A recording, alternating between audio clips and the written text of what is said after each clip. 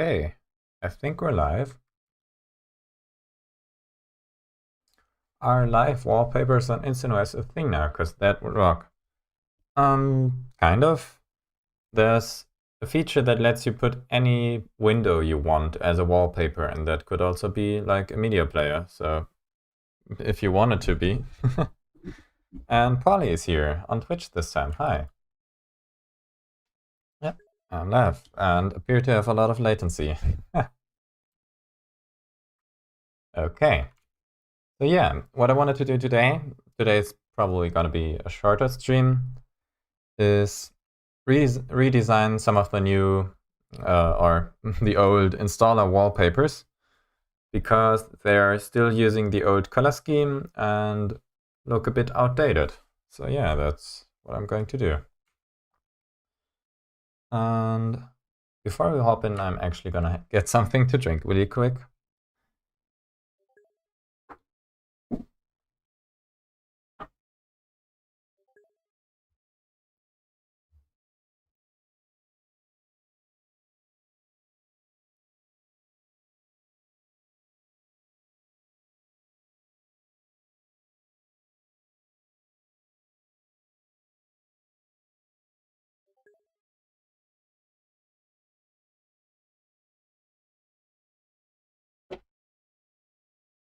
Oh, there we go. Confuce is here. Appreciate not being during work hours. Yep. By the way, I am currently, maybe I'm not. I set up a Mumble server, which is bridged to the Discord, which means that if I join this, it's packages.instantos.io. It's just the same server I use for hosting the Pacman packages. I can hop in there, and then there it is, a Discord user, ominous, sitting there, which then should, then also joins the Stream Talk channel. And that means that if anyone joins this Stream Talk channel, I will be able to hear them in Mumble and vice versa. So yeah, it's packages.instantos.io. And yeah, then we won't have to use Discord anymore and put up with the memory leaks. If you want to. But yeah, that's a cool thing. And this will be active permanently, so Stream Chat will be bridged to Mumble, like always.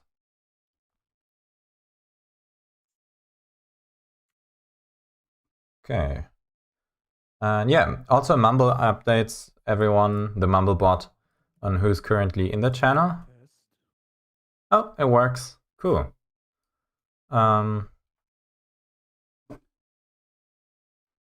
Because I really like Mumble. Like, of course, it's a native application, and it's just a lot better than Discord on a technical level. Problem is it doesn't have all the nice features that Discord has and doesn't look as nice. But it's a solid voice chat. Also, setting up that server is really easy. It's just one command, basically. Install this package and enable it in systemd. Okay, but anyway, I wanted to redo the installer wallpapers. Actually, I have no idea where they are anymore, because it's been such a long time since I've done them. I'm guessing it is in the logo repository. Nope.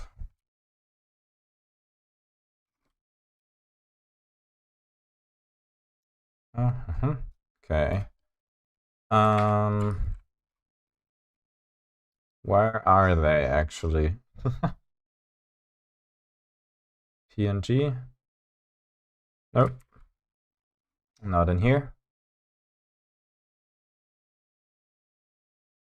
Doesn't look as nice, but it's open, so there's nothing stopping someone from writing a pretty one, right? I think so. It does have some things like spatial audio. There are a lot of game plugins that integrate with Mumble, that mean that people can like have proximity volume and have it move in stereo space if someone moves around in the game. So to completely support all the features that the official server does will probably take a bit of effort. Since also it's not like just using an out-of-the-box solution. There's no like libmumble as far as I'm aware. With WebRTC and Discord didn't do shit when developing all the technology for talking via voice chat. They just use WebRTC, which is built into every browser and Electron. So it's really, really easy. It takes like, you can do a minimal voice chat application in like 10 minutes using WebRTC, and I don't think that's the case for Mumble necessarily.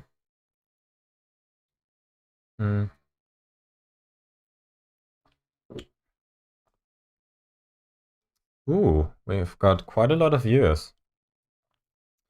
Okay, but getting into the designing stuff. It's not in wallpaper, so I'm gonna check out the Instant Arch source code. Wall status, I think that might be it. Live utils, okay, it's in live utils. Assets, okay, nice. One thing I wanted to use is Font Awesome for the designs, so I'm not gonna create all the icons myself. And I've never actually tried if Font Awesome works in Blender, so that might be interesting to find out.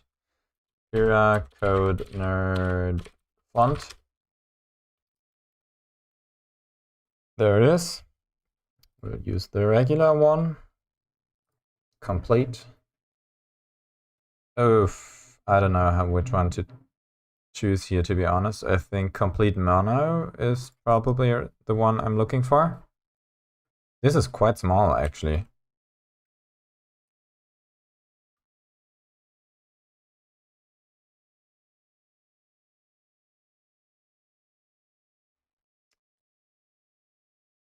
Whoops, wrong application.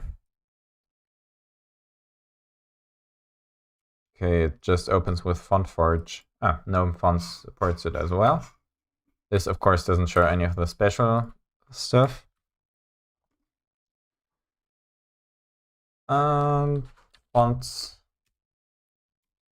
Jira code. Okay. Now we have the patched font. Let's try importing it into Blender.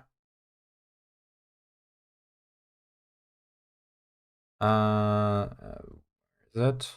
HDD drive. There it is. Fonts. Jira code. So far, so good. Let's try. I'm using escape to escape edit mode in Blender now. Wrong one. Fonts. Let's try Ubuntu. No. Android. Let's hope it works. Oh! Okay, it's kind of broken. That's a shame. Crap. Okay. What about Blender 3.0? Maybe that's got it fixed. Whoop. Where'd the chat go? There it is. Blender.org.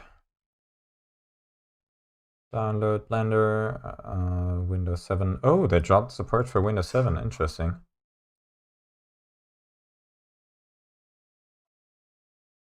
Where's Blender 3.0? There it is. Blender 3.0 Alpha.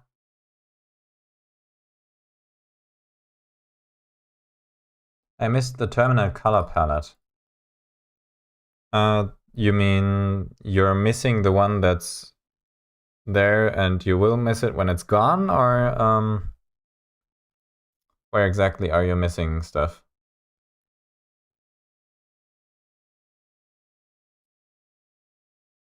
Oof, okay. Blender's grown quite a bit in size. It used to be like 70, 90 megabytes.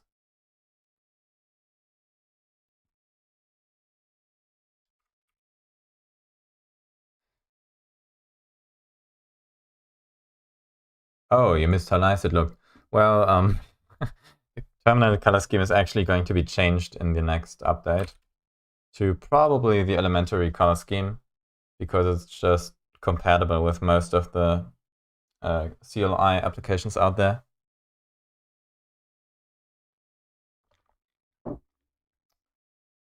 But yeah, what I wanted to do is have the background be that procedural pattern that I also have in the beginning of the stream, but with a new color scheme. And then have like icons flying out from the center, most of which will be covered by instant menu. Have icons flying from the center, which are then context sensitive to what you're doing. So if you're getting asked user questions, then there'll be icons of humans, user icons, all from Font Awesome.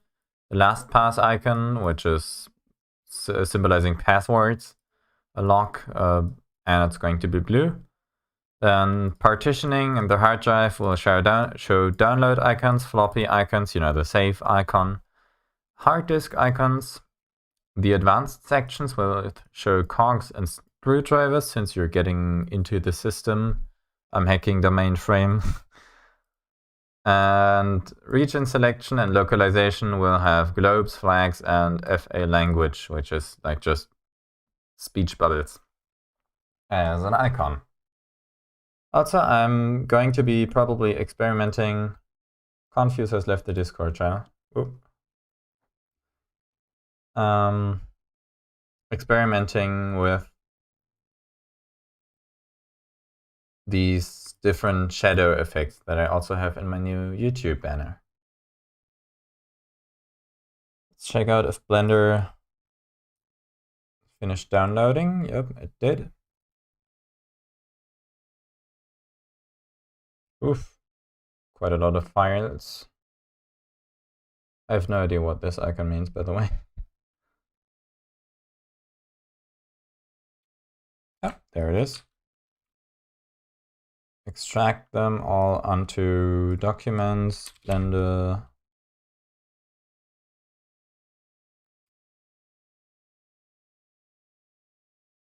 Blender 3.0.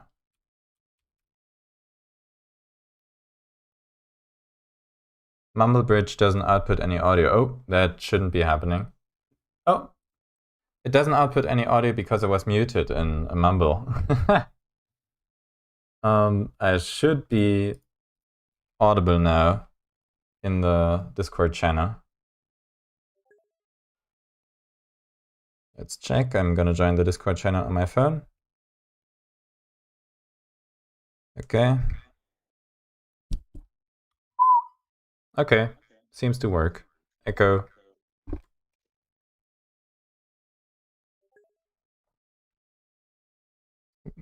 Gonna leave it on my phone. Okay, nice. Did extract the files. Whoa. Okay, this doesn't look good. What's wrong? Test. Hey, it works. Nice. It's a bit quiet, but that might also be on the Discord end.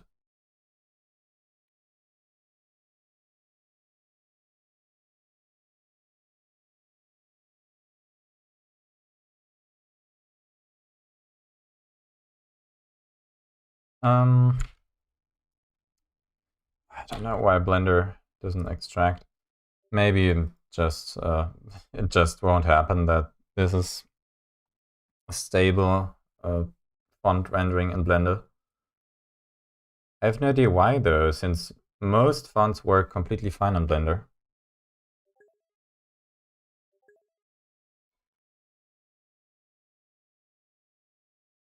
Extract. Programs, Blender. Extract. Okay. Maybe in Grandpa does it. Pepper is here. Jerry, crazy how one super talented dude is doing this all himself. Nice work, man. Very motivating. Oh, thank you. I mean, this is motivating for me too. Oh, that worked. Blender 3.0. Which ironically is a lot smaller of a release than Blender 2.8 was. Yep, Blender 3 is a thing now. But yeah, 2.8 was, I think, like the biggest update in Blender history. Try again using the special font.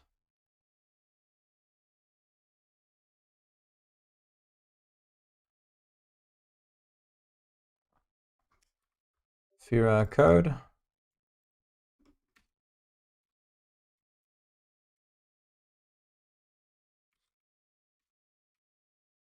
Ah, okay. What happens if I convert it to a mesh and then edit out the weird stuff myself? This is weird, I think. Oh, okay, that's not good. Faces. Faces, faces, faces, faces. And then I have this weird overhang here. Oh, looks like Blender won't be doing it today. Okay. Anything is exciting in Blender 3? I haven't followed the news that closely, but it'll definitely have more geometry node stuff, maybe even particle nodes. Not sure. This is new. This table editor is new. Are there any other new editors? The visual sequencer gets a few updates, which I'm really excited for. And some AI stuff. I think NVIDIA and Intel have done something. But I haven't followed Blender very closely in the last during the last few months. Okay. But there could be a few options on how to overcome this. We could just convert the font to SVG using Inkscape, because I really want to use Blender for the good transform and scaling tools. So I think I'll just do that. Screen, desktop, mobile. Is there any icon related stuff? Other about screen icon.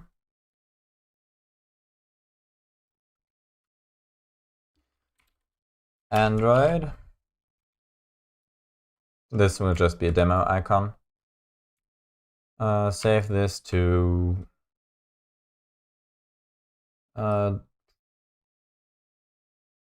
documents. Okay, we'll need a new folder for this in general. Documents, instant arch, testing.svg. Now we have this, and if we open up Blender,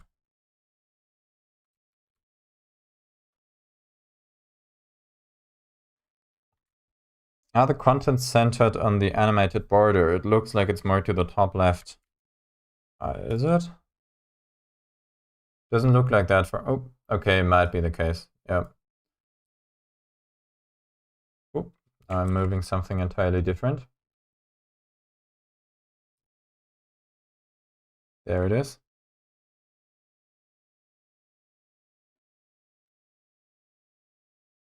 Okay, Alt. The wrong thing to press here. Shift as well, maybe Control. Is it even possible to like resize it from the center? I don't think really it is. Okay, it's not. I think maybe I'll get rid of the animated border altogether. Is this a design-only stream, no coding? Probably. I mean, depends on how far we are getting with the design stuff.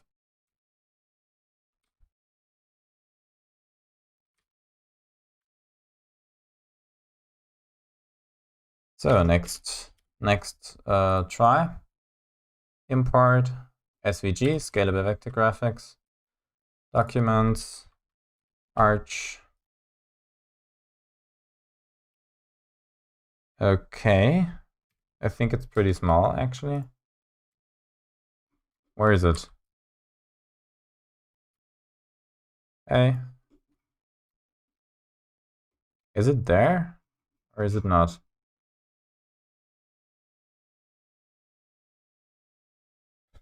Where is it? Okay, it seems to be an empty collection. Ah, okay, I need to convert it first, of course. Now now it's a path. And now if I save it and re-import it, go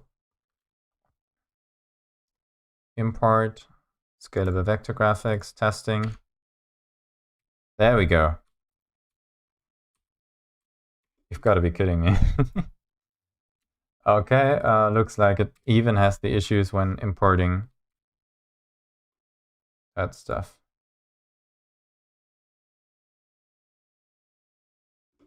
And I think it's crashing. Oh, it's just very laggy. Convert to mesh. Ah, no, okay. Maybe it's because the font is a bit messed up too, but I think then we'll go with Inkscape, which is also fine.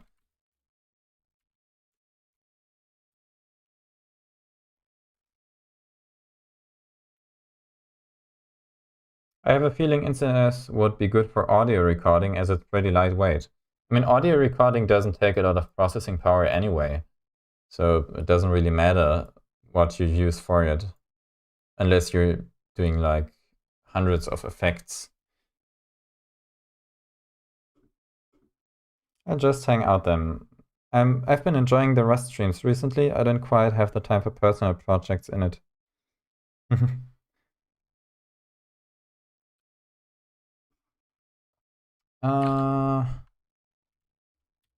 So I'll need the logo, the animated stuff, which is definitely an instant logo in Blender. And then it's pattern. I think it's pattern. I'm hoping.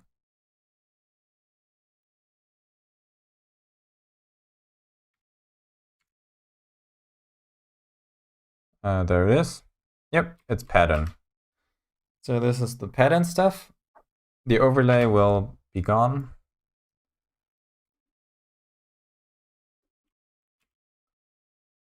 And I can swap this color ramp for different stuff. This stuff. Couldn't you just model it from reference? Yes, but that'll take a lot of time. At that point, it's just quicker using Inkscape.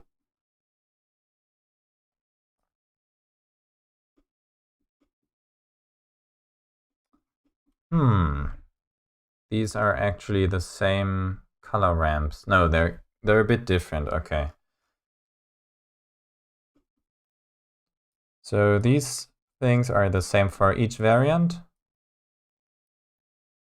And these color ramps will have to be split. Wasn't there a way to like introduce... Oh.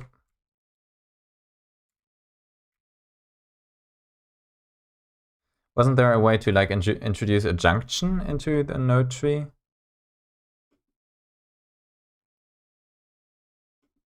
Ah, it's been a while. It used to be, I'm pretty sure. Oh, there it is. There it is. Okay. Loop. Okay, this introduces a junction. And then I can just duplicate these two. Duplicate the junction, connect this junction and this junction. And now to switch between these different node trees, I can just, whoa. Okay, it still has two different outputs.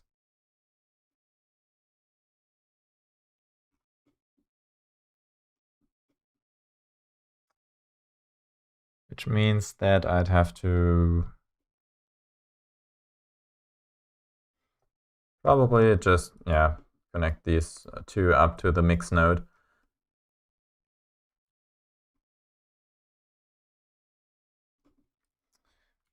Then I want a red variant.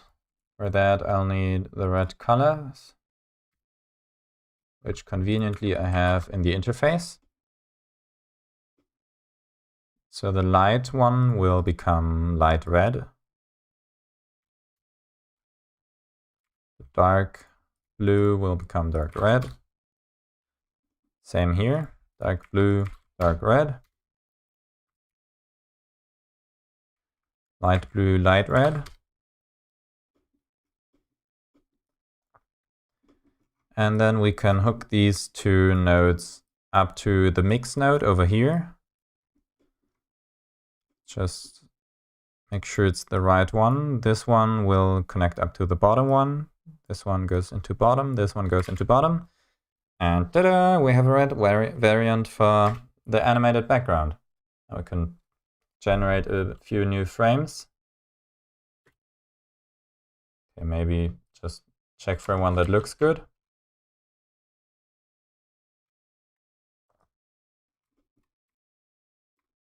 Whoa.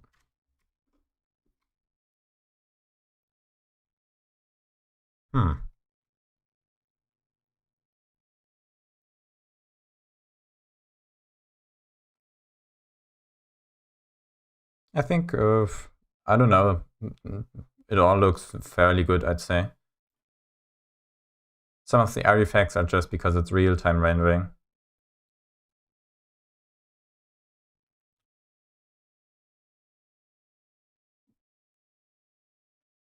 Okay, let's just take a random one.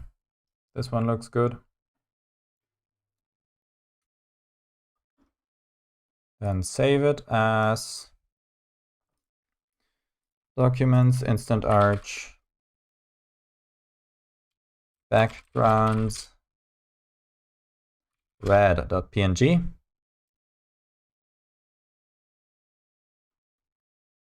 Okay. Going back to the shading editor. Now we'll have to do the same thing for the green color scheme.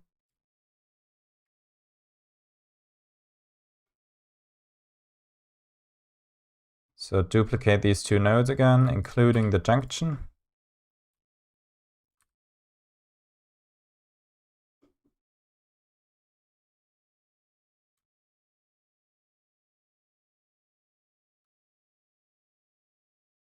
Duplicate this. Also get the input here. By the way, I missed the previous stream. I saw you were talking about Revolt. I've just found it myself. What are your quick thoughts?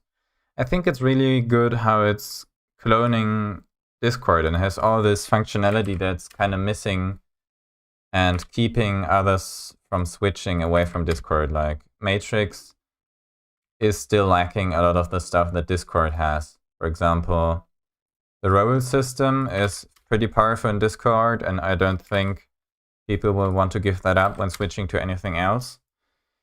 Just the interface, the familiarity is also good that they cloned that. I'm a little bit afraid of it just not innovating at all. Like, it literally is Discord, but a bit worse. So it doesn't have any unique selling points. But being Discord, but a little bit worse, but open, and hopefully better in the future is a good thing, in my opinion. Like, I'm hoping it'll catch up with Discord in terms of all features someday. And looking at how promising it looks, it seems very likely that that's actually going to happen at some point. Okay, let's check it out. Green.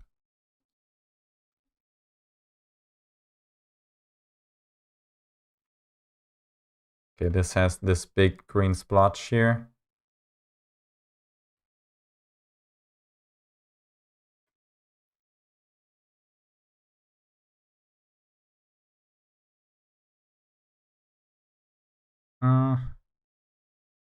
Okay, this looks good.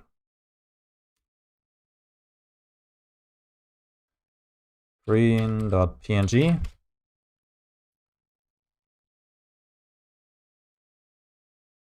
Actually, hopefully this isn't the same frame.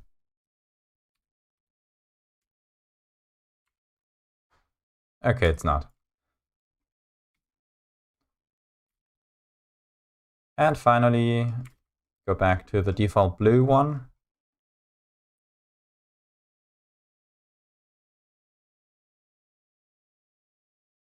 Let's organize this somehow.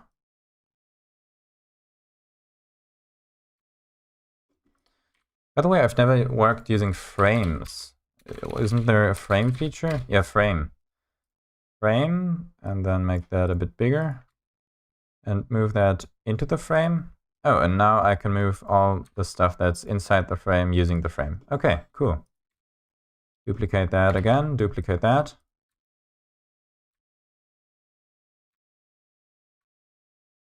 Perfect.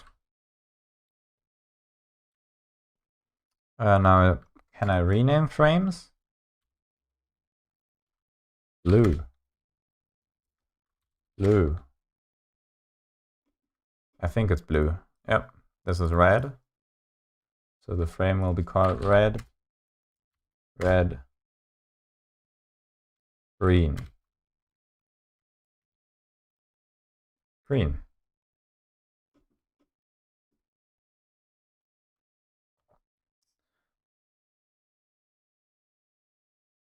Okay.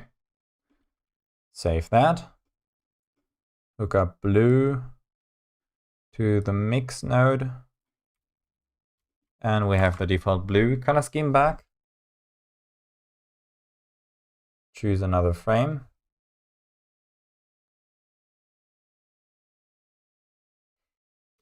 Render that out. Save it as blue.png.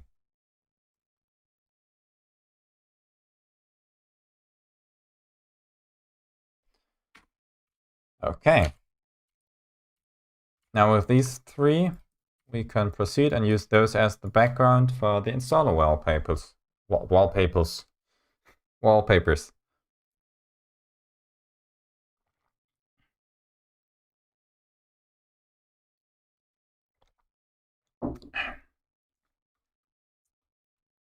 So, Inkscape. Quick setup. I like that they now have this preset up. Like 1080p is something that you need really a lot.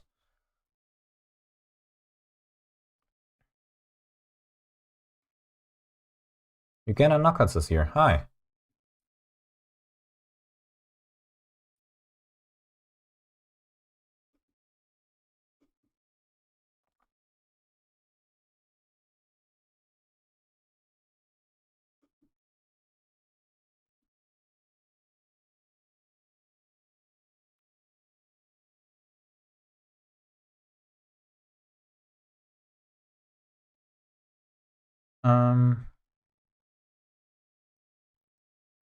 Wall paywalls, wall people. Like Trump supporters are.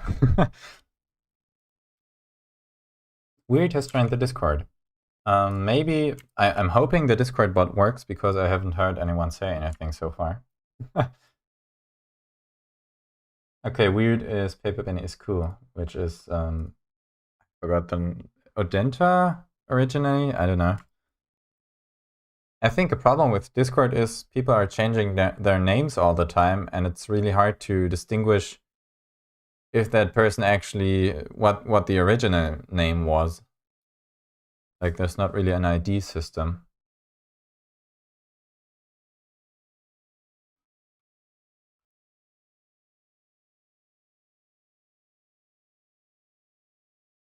Okay. Oh, I can open this from the chat application, which is quite convenient. Okay, YouTube seems to be up. Is Mumblebridge Paper Bunny? Yes. I'm in Mumble, not in Discord, and the bot is bridging everything I say to Mumble, and vice versa. So if you say anything, then Mumblebridge will forward it to Mumble, hopefully. Just print their IDs next to them. I mean, oh, is that ID? I don't think the ID is. I don't think the ID is unique. I mean, then they'd have to be limited to 10,000 users. Or like the actual user ID. Okay, user IDs are a thing, but they're only available in developer mode and look like this.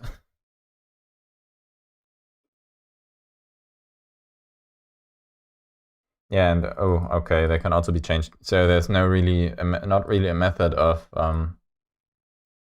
distinguishing people from one another if they are changing names all the time. Like, I mostly can tell because they don't change their profile picture and name at the same time. But if they do both of these things, you have to like look at what they're talking about, how they're talking, and it becomes kind of hard because you can sometimes confuse people which behave in similar ways.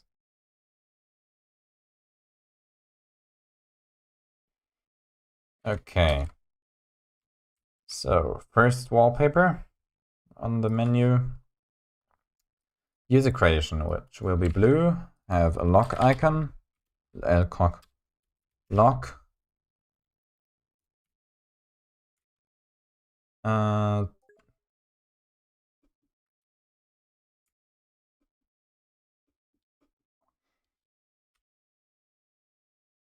Okay, this is a lock icon. As for colors, I'm not sure if I'll do white or black.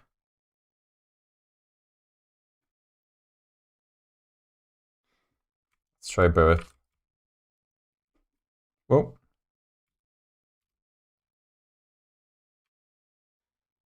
Okay.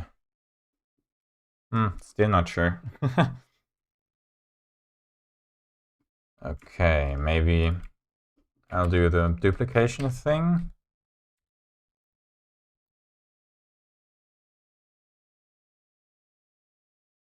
So this one will be black. The bottom one will be white. Yeah. White. And the middle one, come on. Oh, this feature is new. I can scroll through the different layers. That's super interesting. Okay, now they're a bit close together.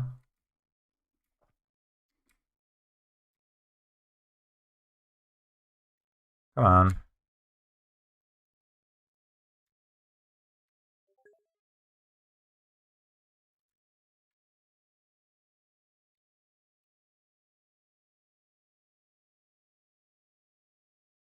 Okay.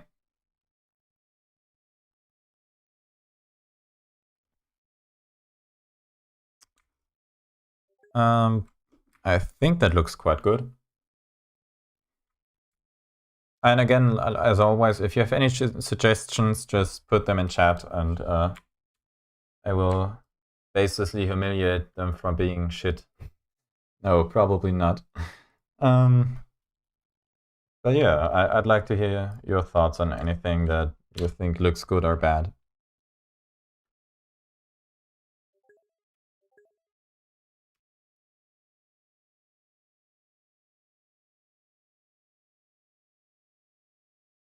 Okay, this goes to the background. Background will be locked. This is a lock icon. I'm still unsure, but this seems like the right way to go. Yeah. Lock icon is there. Then what else? Lock icon, LastPass icon.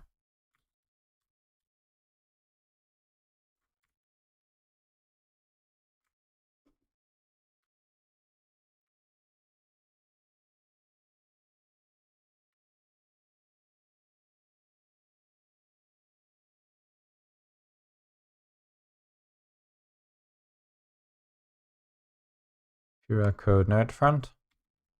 Okay, nice. Size seems to be the same as well.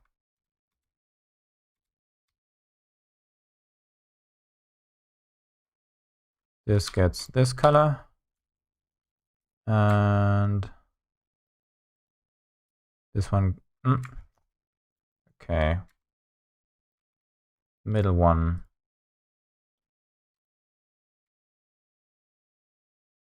Okay, this is not the same amount of space, definitely.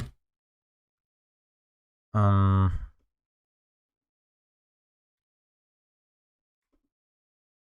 on, what am I doing?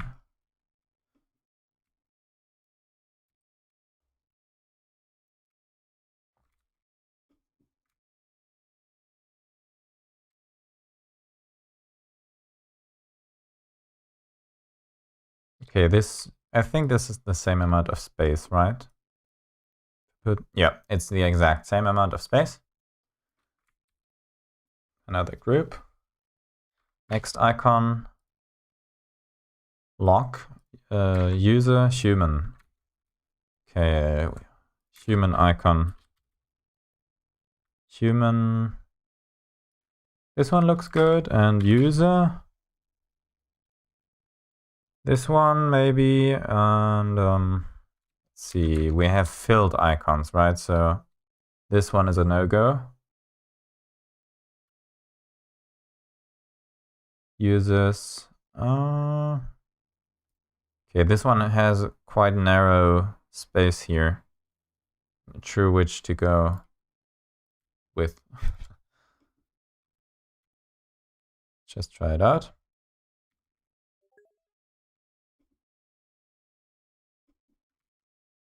Okay, surprisingly decent.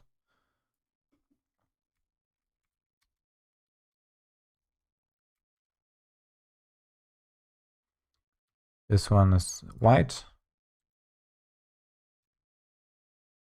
The middle one is blue. Group that. Okay. Maybe there's like a scatter extensions, which would be kind of cool.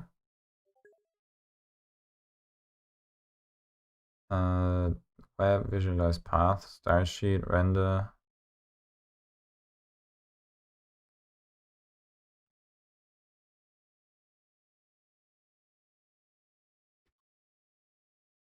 Okay, human.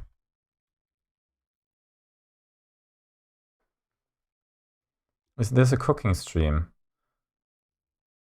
I don't think a cooking stream would work using OBS. I'd have to get a webcam for that. And be able to cook well enough or bad enough for it to be interesting.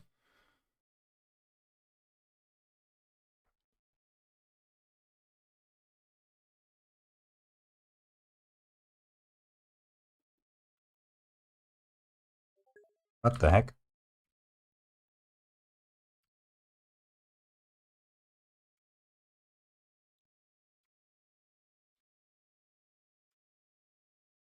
Ah, human icon.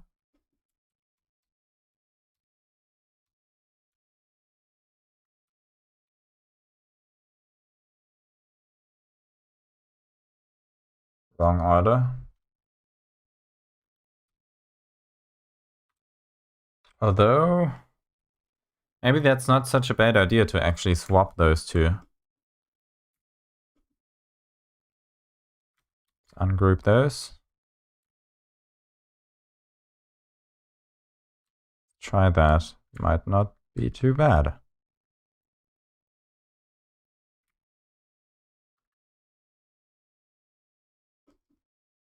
What do you think?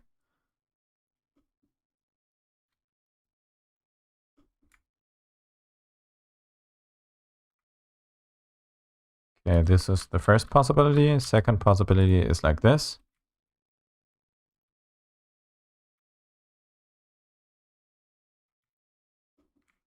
Which one is better on readability?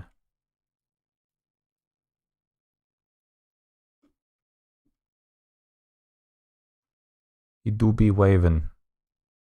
He do be doing that.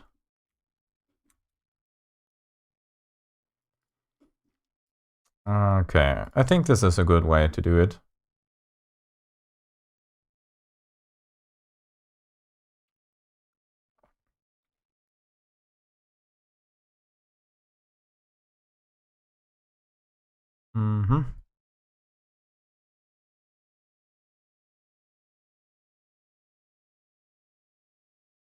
Yeah, those are the 4 icons for the first one. Blue, log, human, user, LastPass. And then we need to figure out some kind of way to scatter them. Inkscape scatter extensions. Scatter along a path. Okay, that's not what I want. I think you should make a rectangle around the login prompt. It looks weird. You mean the LastPass one? I mean, that's the actual LastPass icon, so... maybe. Try it really quick.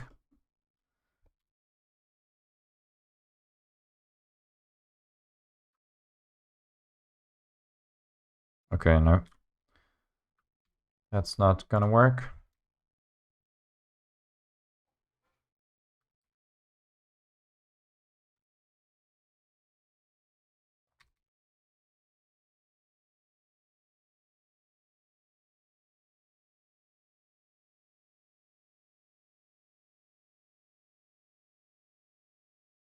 This is the one at the top. I want the one at the bottom. Okay, no, this is the middle one. And the one at the bottom is supposed to be white. Not that white, this white.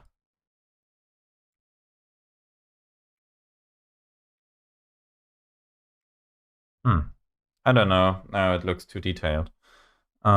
I think I'll stay with the one that's like intended by LastPass and Font Awesome.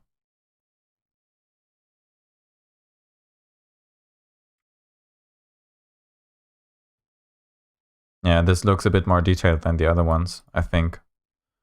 But I'll keep it off screen just in case I'll need it again.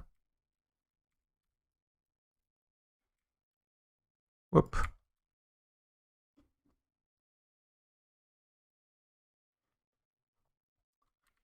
Scatter extension.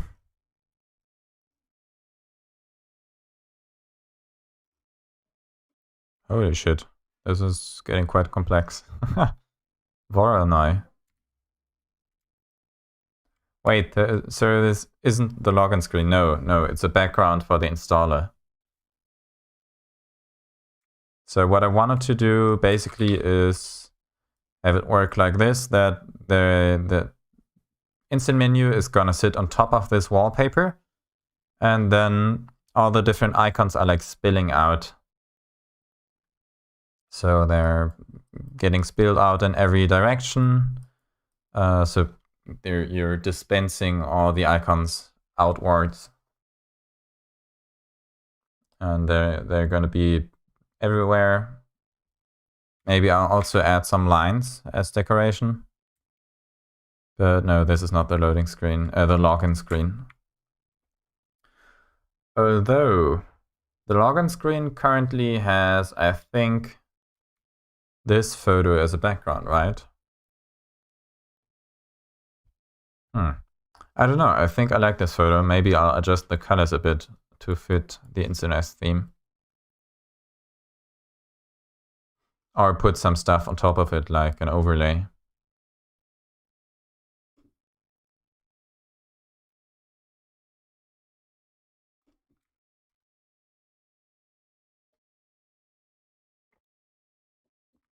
I think in the future, I might get for like the live streaming setup. Oh yeah, I don't know if I'll show this yet. I think I'll save it for another stream. But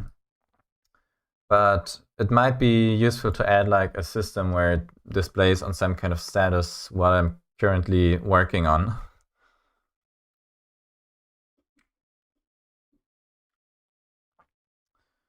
Okay, these 4...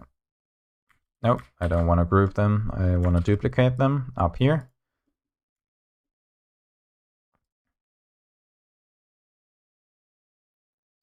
Deactivate all the snapping.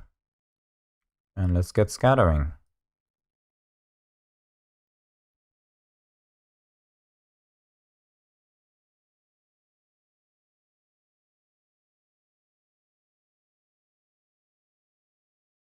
Maybe like this.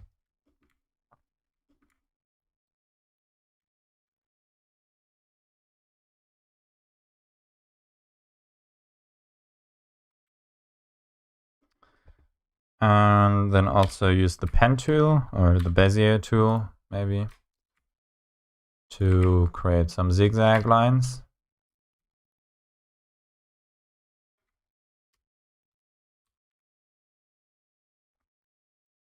Stroke style needs to be thick boy. Damn, boy, thick. That's a thick line.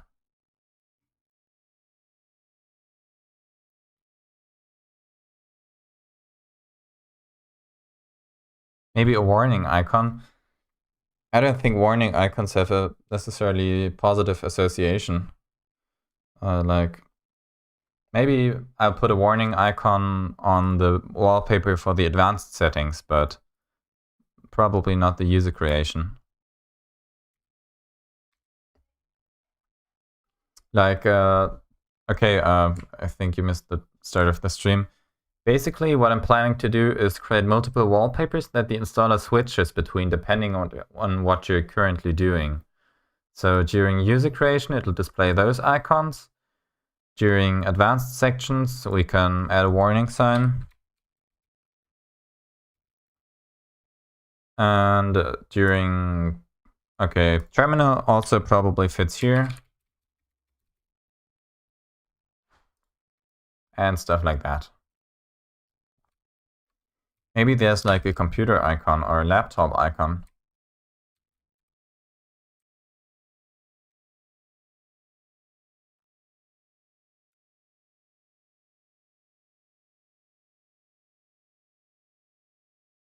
Okay, this is just 2 of them. Need another.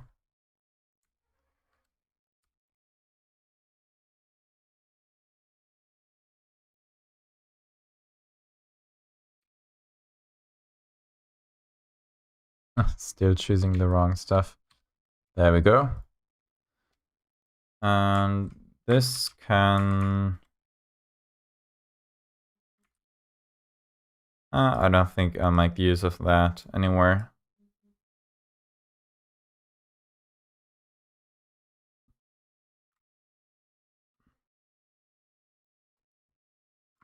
Oh yeah, a package icon. Definitely, it needs another wallpaper to display during installation, actually. Like when it's downloading all the stuff.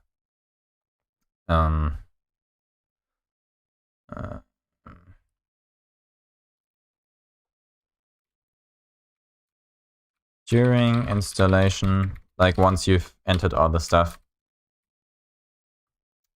Download. Package. And move that over here. And an InstantOS icon, maybe.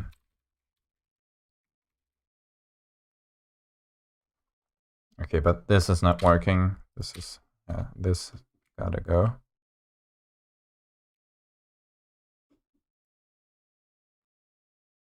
Coffee cup during installation.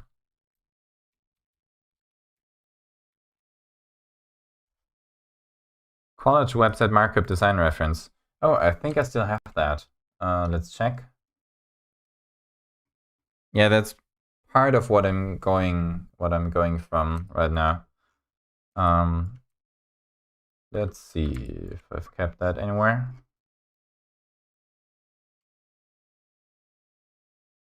Website redesign, there it is.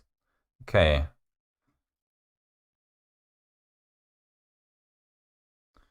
So, oh, it seems to be broken here.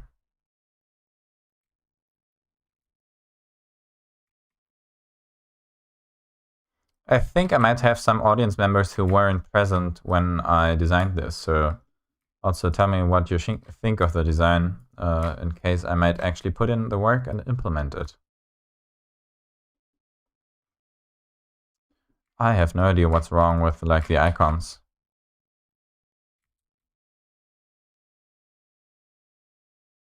Okay, but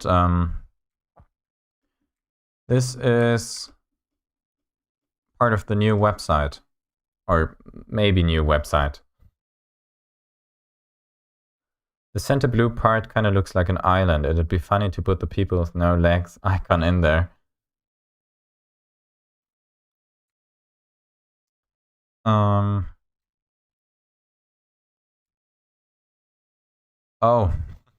yes, maybe. Not sure. Okay, ignore the broken icons, but yeah. The OS logo is nice. Okay, I made that logo because we weren't allowed to use any existing logos in the college assignment. That's why I made a new one. I don't know if I'll actually use that anywhere. Maybe, I don't know. Because I like the one that's currently there. It's surprisingly, no one else has it yet. And it's very simple. Like, for example, I can put it up here, like in pixel art. I don't think this would be recognizable at a very small scale. Let's check really quick. Whoa. Okay, disable snapping. So you couldn't use the InstantOS logo, no. Like, the assignment said specifically, even if you're making a website for a thing that actually exists, just pretend it doesn't have a logo yet.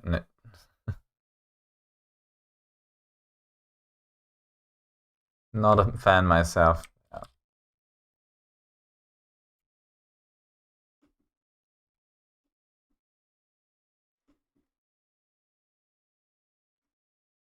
Yeah. Of course, this also has the old color scheme. I'd have to adapt that to the new one. But like, this is what I'm going from for the installer wallpaper.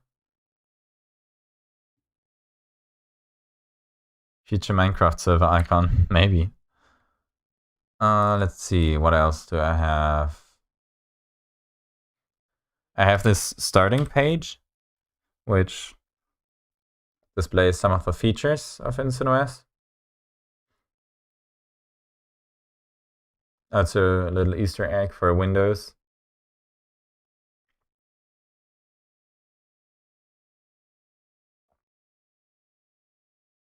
And this one, also it's a lot less technical than the current website because, like, yeah, I guess if you are doing design at college, you don't necessarily have to be very well versed with Linux application and distro development. Okay. The image previews look really good. You mean like this thing?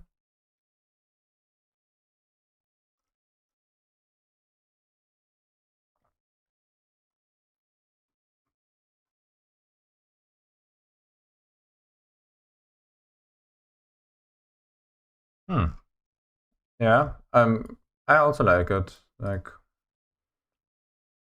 also with like the frame, I try to like make it similar to the frames of the actual windows in InstantOS.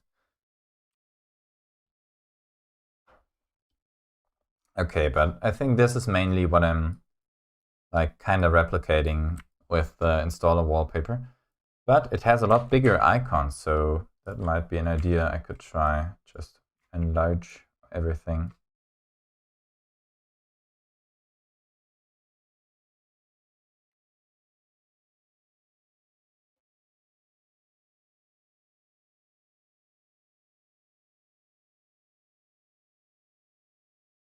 I wonder how these things look like in the new design colors. Yes, I mean, it probably, what I'm really missing from these vector applications is like to define color variables that you can use elsewhere then. You can definitely define color palettes that you can then drag to objects, but these objects then don't have a reference to the original color, but instead they are just copying the color. So if you change the color in the palette afterwards, you'd have to recreate or redo the colors for all these objects where you used the original color, which is really annoying. I don't know if Inkscape has the feature.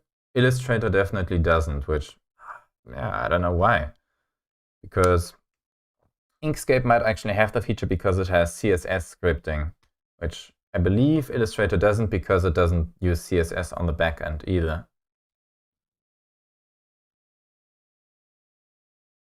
Maybe put a pattern of the icons. You mean like a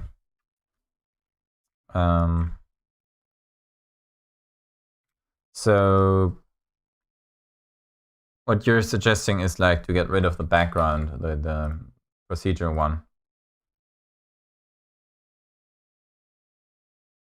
That might be an idea, since that will be a lot less simple. This kind of runs the danger of being too busy to look at.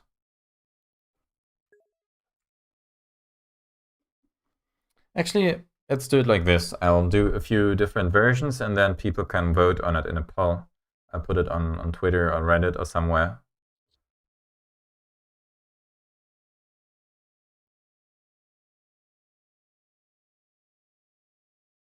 Solid color, it looks weird with the dark icons.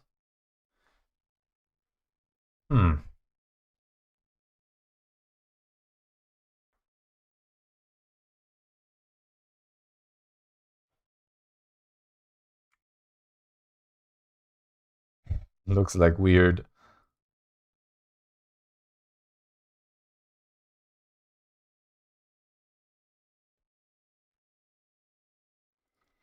And what was the Twitter bridge testing?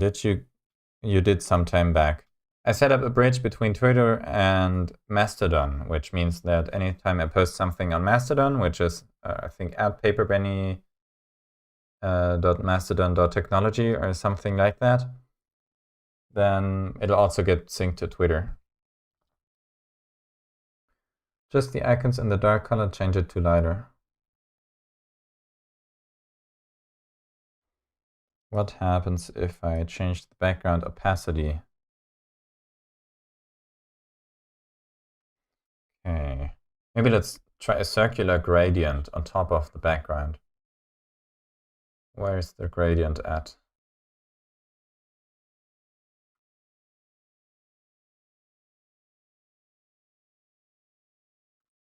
Okay.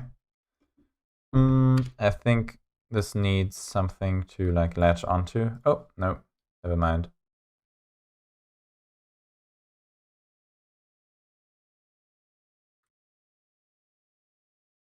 Okay. So now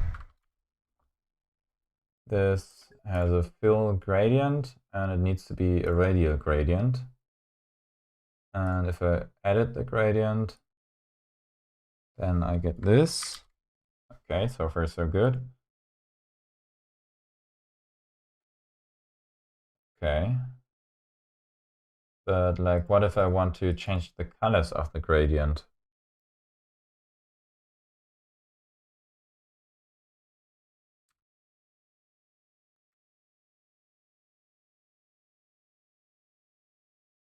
Okay, now it's solid. This moves the gradient. Where's chat? Where did the chat go? Oh, there it is.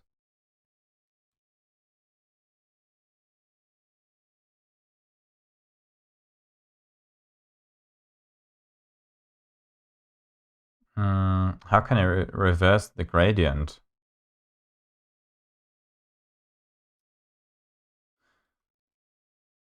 Oh, okay, I get it, I think. So this is the outer part of the gradient.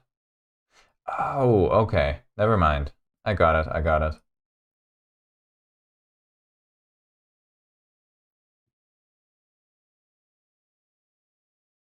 Okay, yeah, got it. Can I add something in there? Like, no, I don't get it. Never mind. This is not the gradient. Like if I added points of the gradient.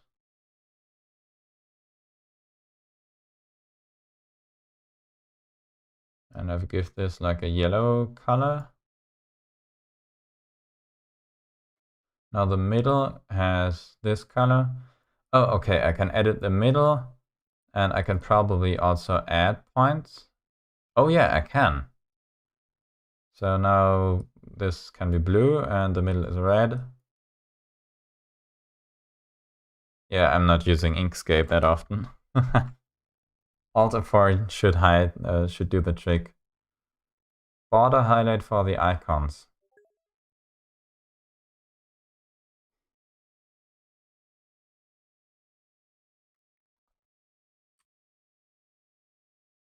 Okay, this looks awful, by the way.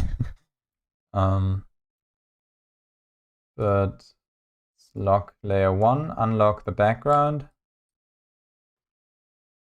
and put something on top of the background.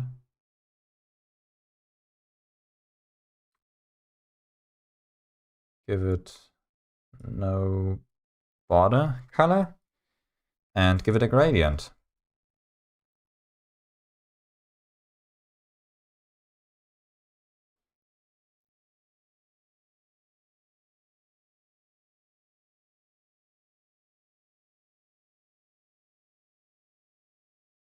Fill should be a radial gradient.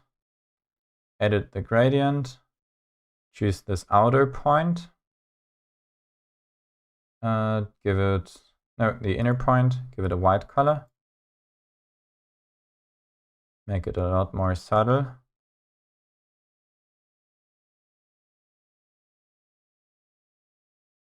Okay, the outer color now is red for some reason.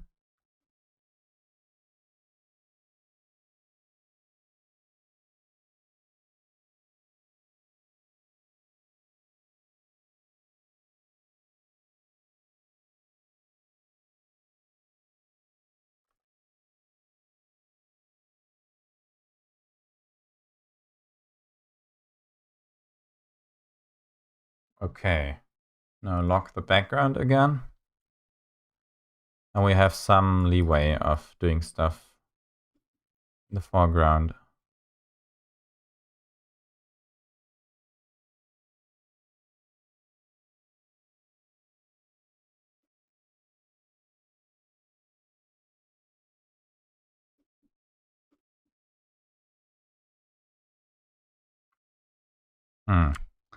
Vector art scatter.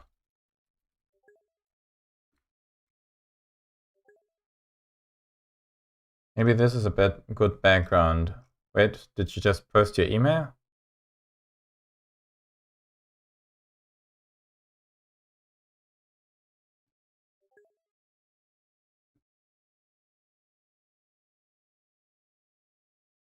Let's see, where did it open?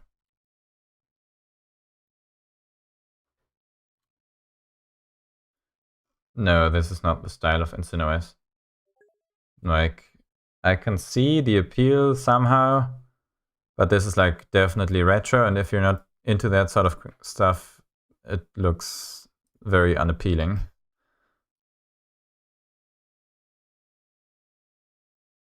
Okay, this is not really getting me somewhere.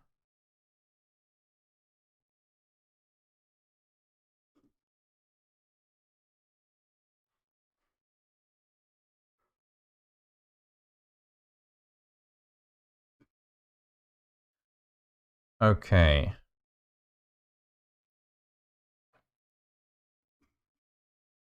Let's say Google vector art scatter. Maybe Google did something like that at some point, but looks like they didn't. This looks decent. It overlaps, and it's a lot more simple though.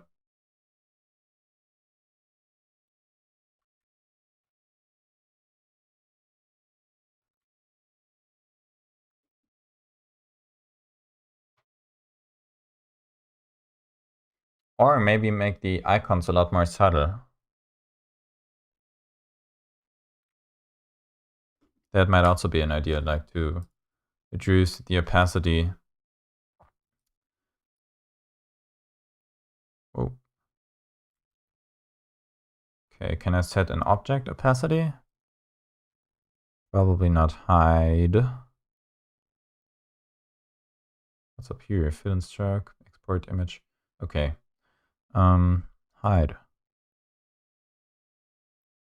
Hide selected objects and reduce opacity of those.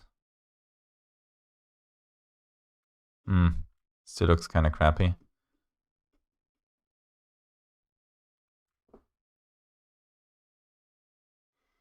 By the way, let's compare it just to the original backgrounds.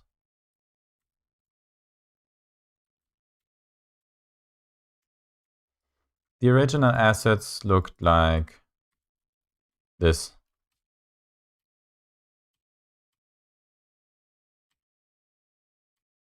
I think this one was especially not great.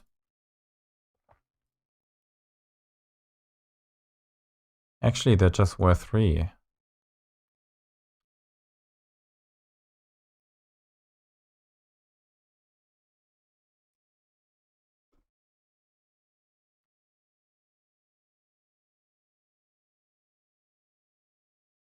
What happens if I blur the background?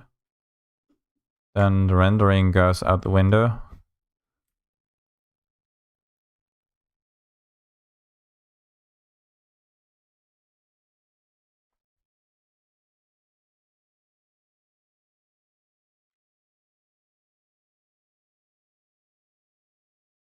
Just as a test, let's put some instant menu on there.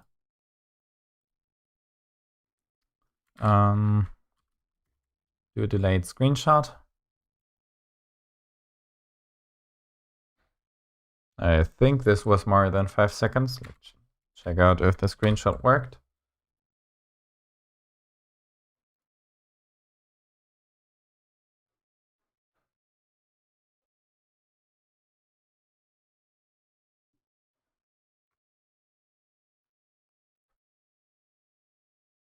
Beta.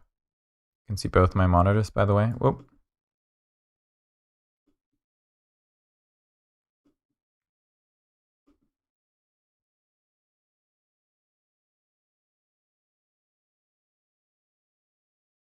Oh, will we finally redesign the arrow pointing to the installation applet? Maybe. I haven't thought of that, actually. Like, the wallpaper definitely need a redesign since they don't match the new color scheme. But I haven't really thought about the arrow since it's black and white anyway.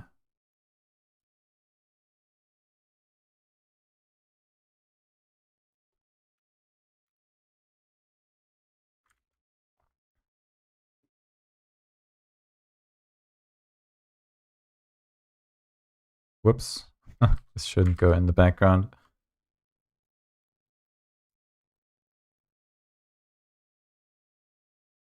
Nope. Go up here. Instant menu. Lock. And boop.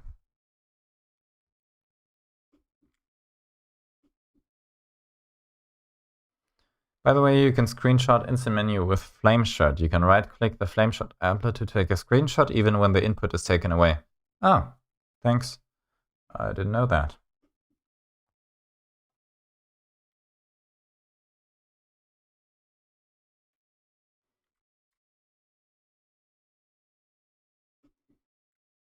So this is what it would look like in the installation. Of course, with a different content in instant menu. But I think I can design around that.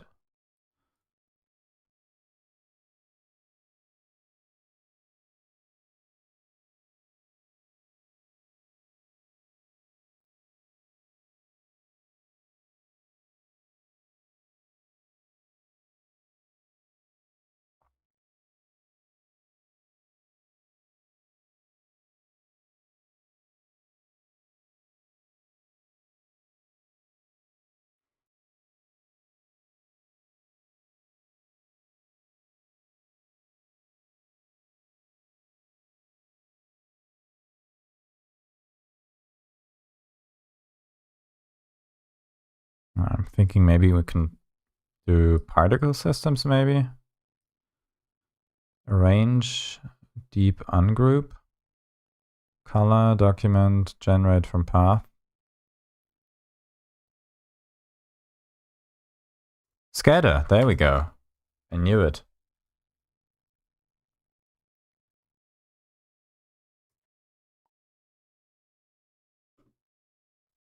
And everything's gone. Thank you, extension.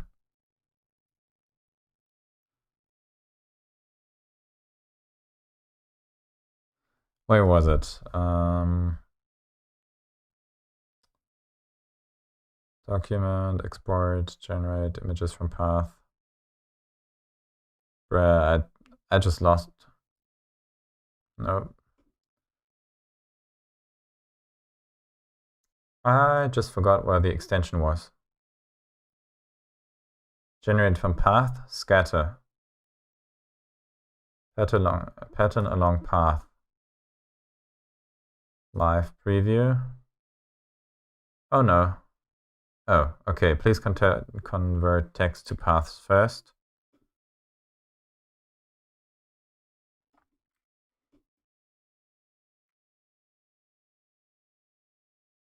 Yeah, humans are not good at generating randomness. It just is too uniform. In most cases, you can tell that it's not random.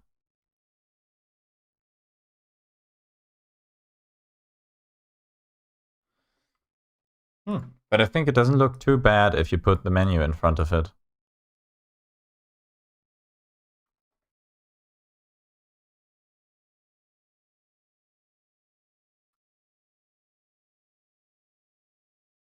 Computers also can't be random, true, but not known enough that it seems random.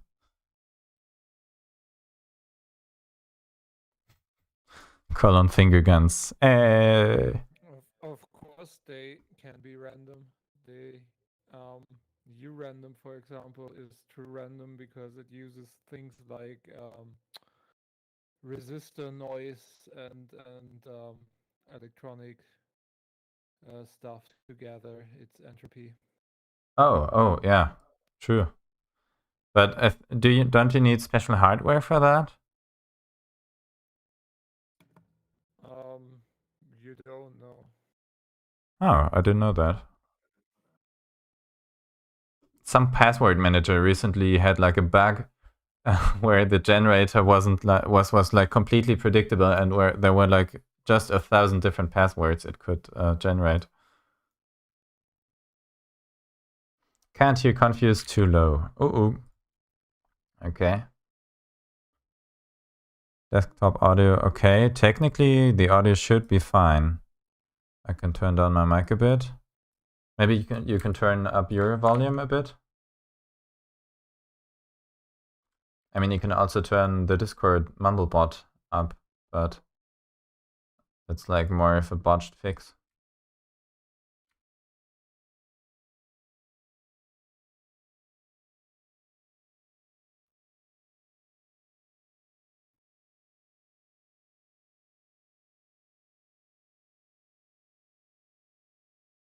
Okay.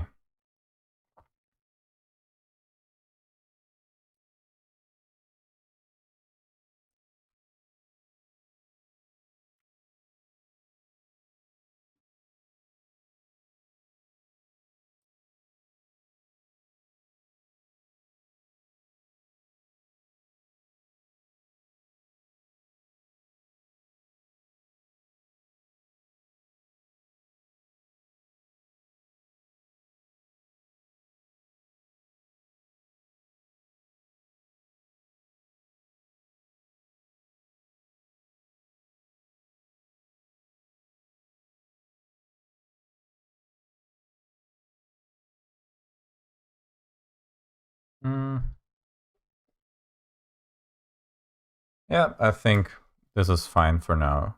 I mean, it looks better than the old one, which is what counts.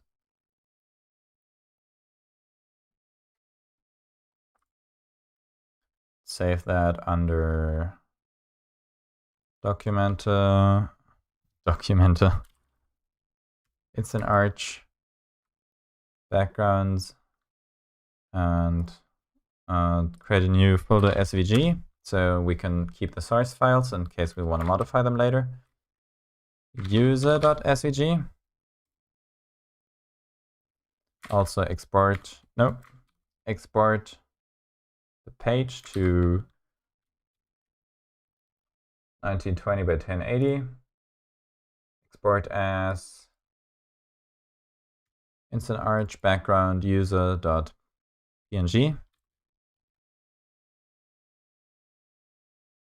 Okay. Oh, nice. Next one. Partitioning hard drive. I think we can actually keep the SVG file, which means instant menu layer gets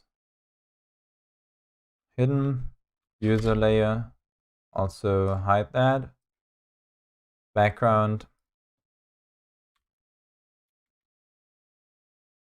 underscore blue.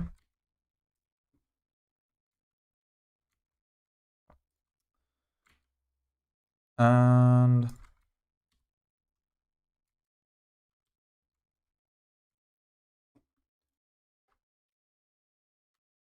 actually, let's add that to the bookmarks.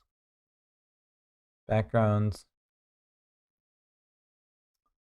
Disk partitioning, maybe let's do red because it's dangerous.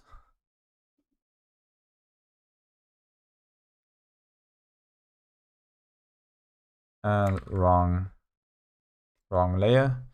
Background red. Put that in here.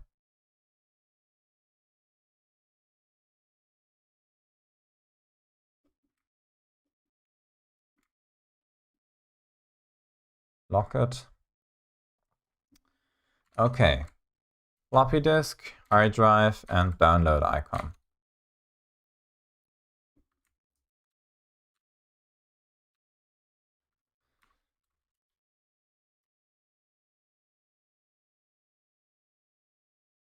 EvilScript is here. Hello, here I am. There he is. Look at him. What a dude.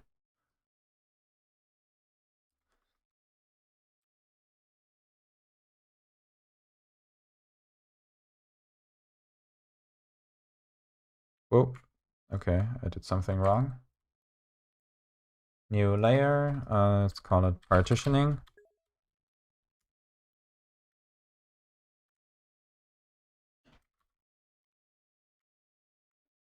And it even worked. First try.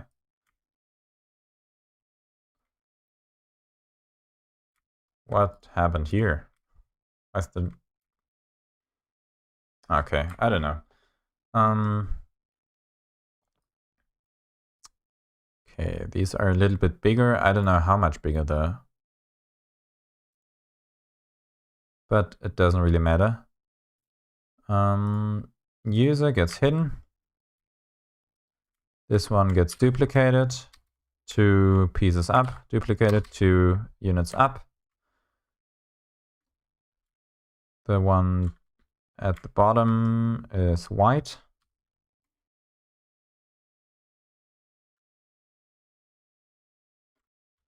The one in the middle. Oh Jesus, oh, the wrong one. I'm hoping that I didn't mess something up when rendering, because this doesn't look white.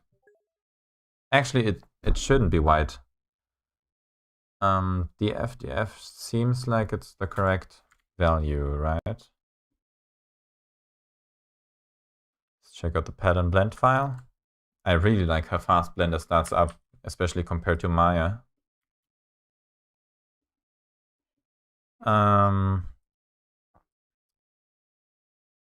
Where is it?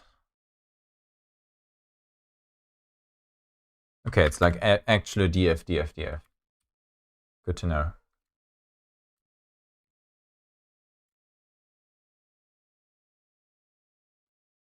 Floppy disk icon.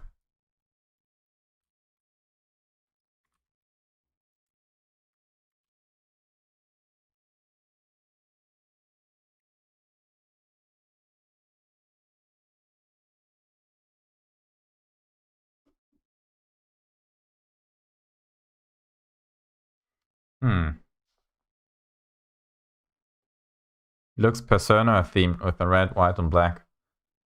I've never played that, but I heard it's quite good.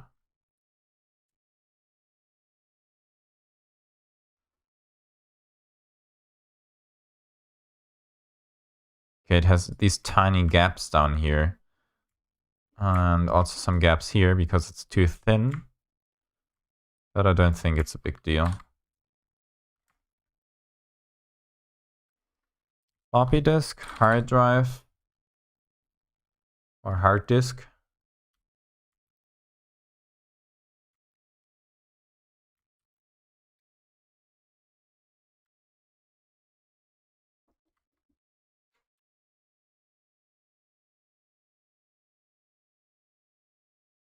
Sad face. True. Oh no.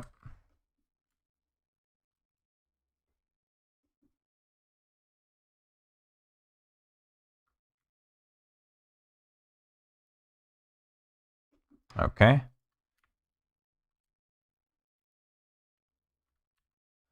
Got the hard drive, and I looked if there's a DVD icon, but there isn't. Like, if anyone knows any Font Awesome or Nerd Font icons that I could put in a partitioning wallpaper, then hit me up in chat. Floppy hard disk download, but download I think would be better suited for during the installation.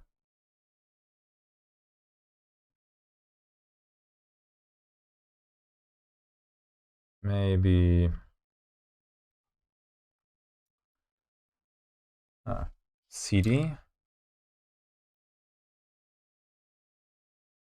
There's a micro SD card. That could work. Movie roll, probably not. CD is like 3 circuits though. I mean, you could do it. Did you know the feather icon pack? It's cool and fast.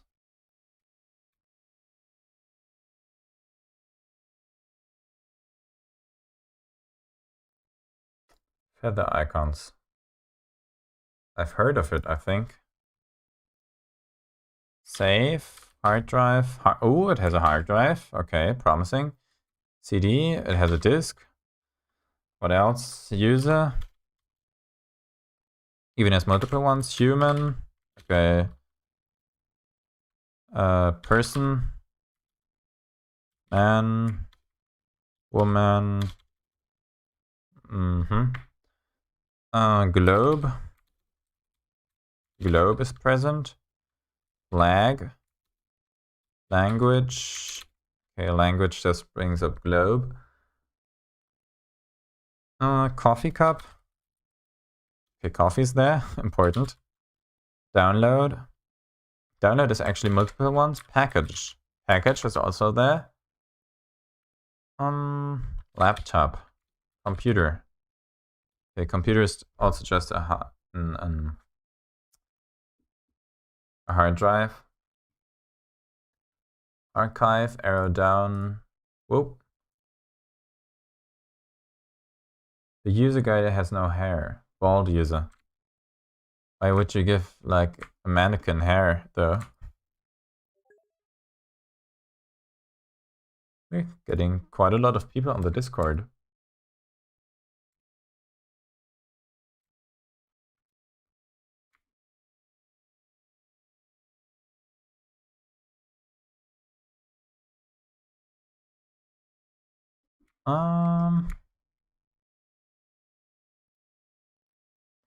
User gets hidden, partitioning shown.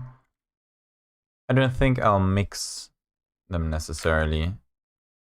We could try out the feather icons, save icons.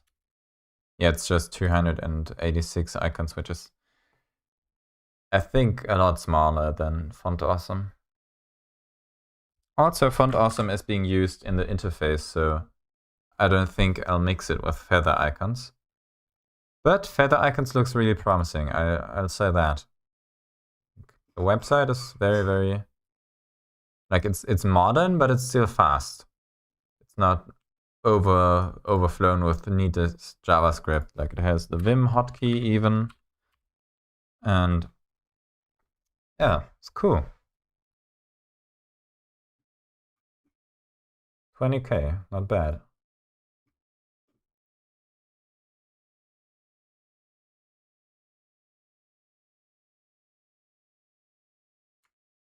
Okay. Where did I put this one? Okay, this doesn't get saved as user SVG. It gets saved as partition SVG.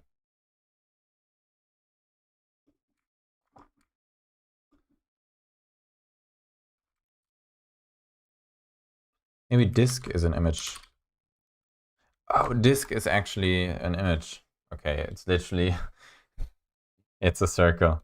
I don't know what I expected, but I can use that.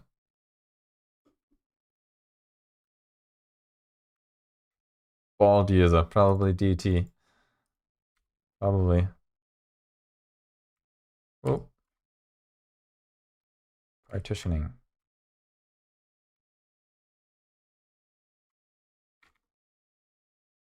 I just pasted a circle from a font icon pack.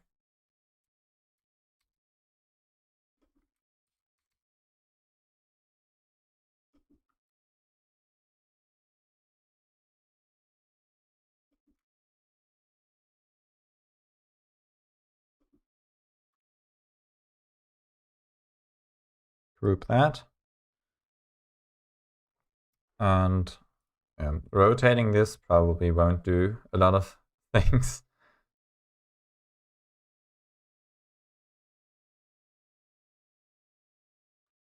Oh, YouTube has the upper hand again over Twitch. And DLive and whatever this is, nothing. And Facebook just stopped me from live streaming before I ever did it. I don't know. Facebook can go do NSFW stuff, in my opinion. It's a bad platform. NSFW, I mean. Okay. Size those up a bit. Duplicate, put them up here in case I need them again.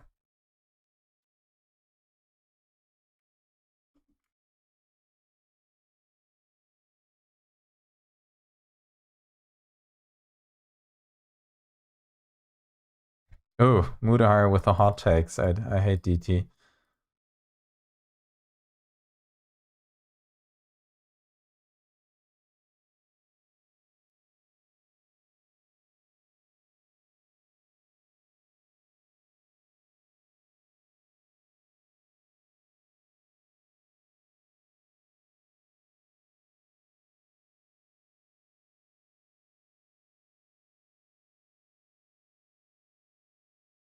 Indian guy talking about virtual machines better.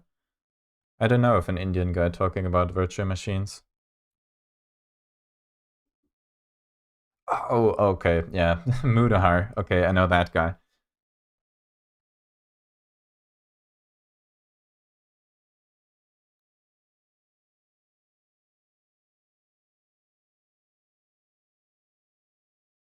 I hate DT, I can relate to that.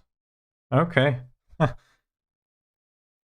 Seems like chat is quite in an agreement. I mean, I have problems with DT, definitely. I think there's much worse on YouTube, like, as far as people which are problematic go, he's comparatively tame, and some of the stuff he does is very is very informative. But why? I don't think I'll make this a DT roast stream.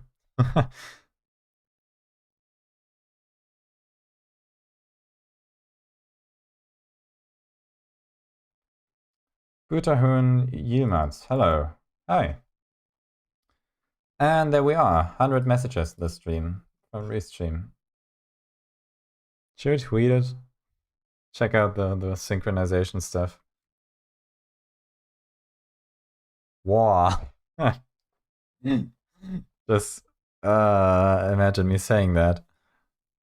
Wow. received hundreds of messages. Okay, maybe not. This is a cringe tweet. Wow.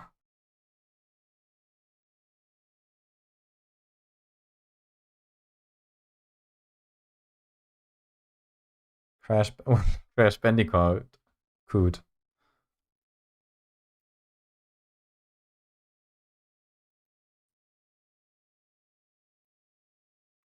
Okay.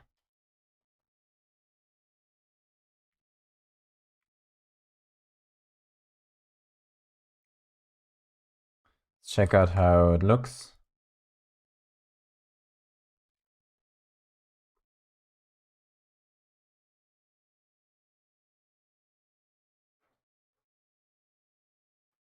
Okay.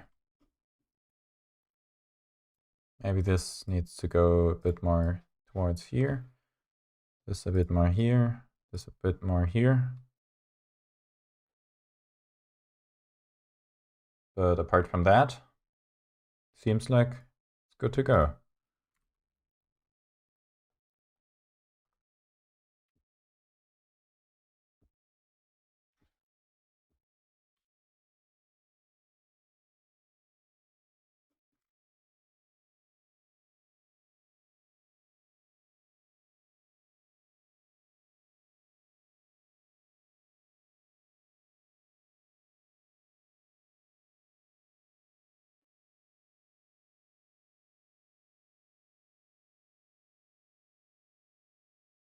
Okay.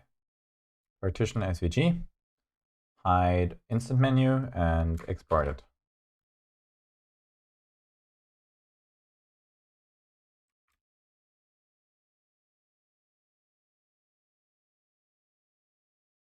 To partitioning.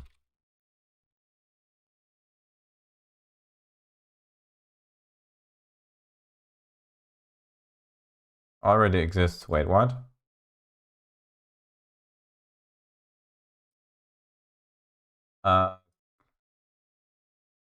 Place. Okay.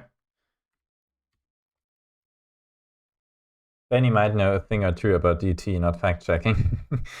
Yeah, but like the apology video is actually something that like gained me a bit of respect for DistroTube, because like how often do you see it that there's like practically a retraction of a video from a YouTuber who, especially if it's opinionated, just to like kind of take that, I guess, optics loss is not something you see all the time on YouTube. I think that's kind of special. Like, yeah, if someone publishes a tutorial and everything in it is kind of wrong, then most of the time they'll just ignore people who say that they misrepresented stuff, or yeah, like he seems genuine in what he does, and in most of the time.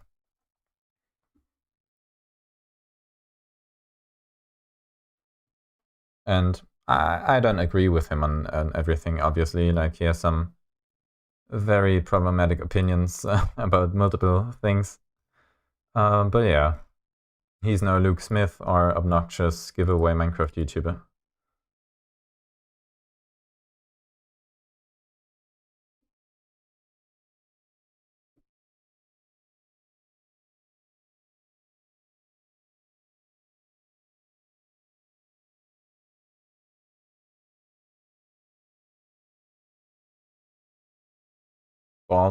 Big, bald, opinionated boomer. I mean, if you find a synonym for opinionated, you can make it like perfect BB boomer.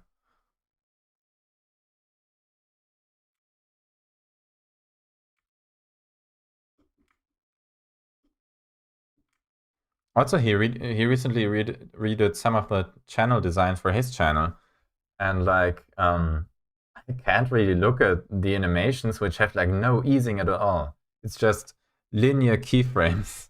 And I almost just want to just redesign his channel for him, just because I can. And it's really easy to fix his animations to make them look like so much better.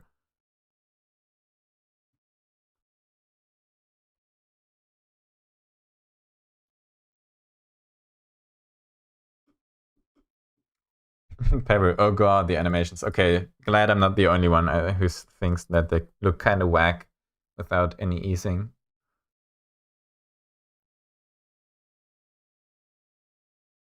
He's proud of them, I know. I mean, it might have been actually the first time he animated anything. So... But like, ooh, animating using Melt and Kdenlive is a painful process.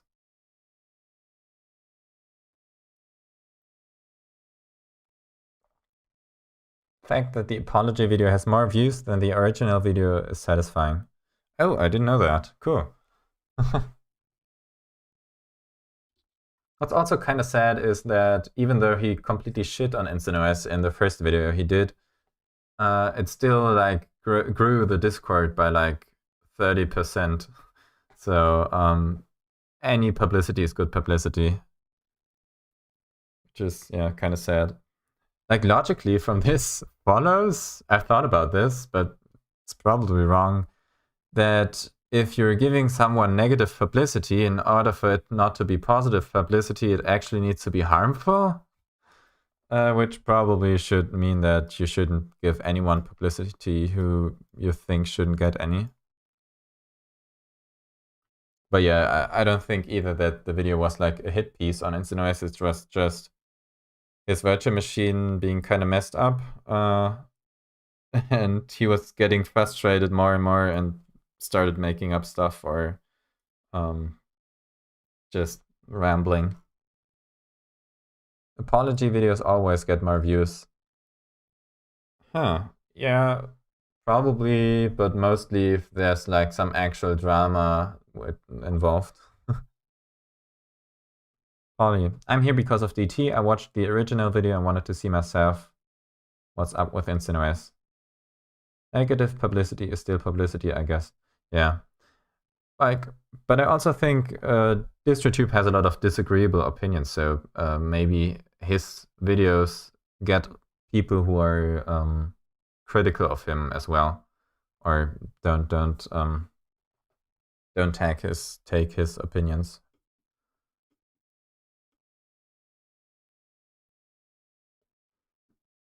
I'm not sure if that's true, but DistroTube kind of seems like he's fairly in like he's still on YouTube. He's never gotten like banned or anything.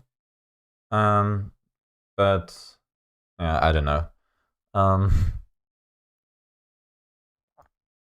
DT is an actual boomer from Left 4 Dead. I never played that.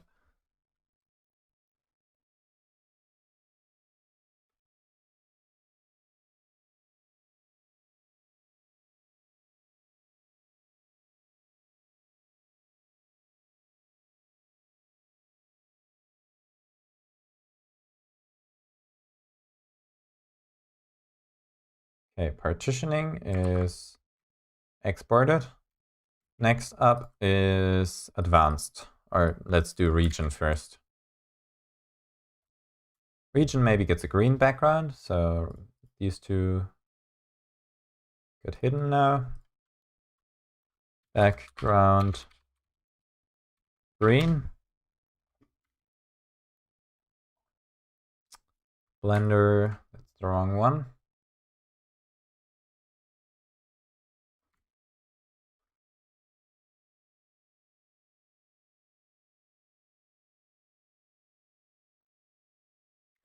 So is it just you and one other guy that's developing InstantOS? If so, that's quite impressive. I mean, mostly, yeah. I'm getting contributions from other people sometimes. Like, I think there's like 5 people who have like, yeah, definitely like 10, 20 commits in InstantOS. But most of it's me and Confused maintains the Nix part and is also pretty good at like managing the GitHub stuff if I'm away, and doing the issue stuff a bit. Yeah, it's 99% Benny.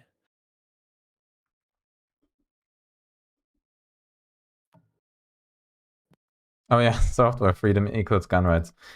I'm not doing a politics stream today, but let's just say I have my problems with DistroTube.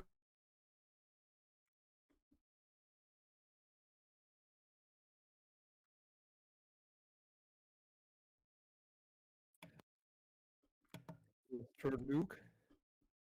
What? That got cut off? Distro Luke. Yeah, but I think Luke is on another level. Yeah, sure. I'm just joking. But imagine like a merge of the Fusion. More powerful than you could ever imagine.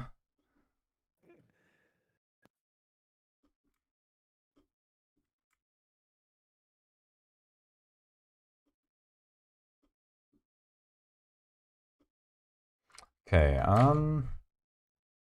this needs a globe, a flag, and a language. Globe. There's two different ones. I think they're practically identical, but no, this one's rotated differently. I mean, this is America. And South America just cut off somewhere. I think, okay, this one's probably better suited.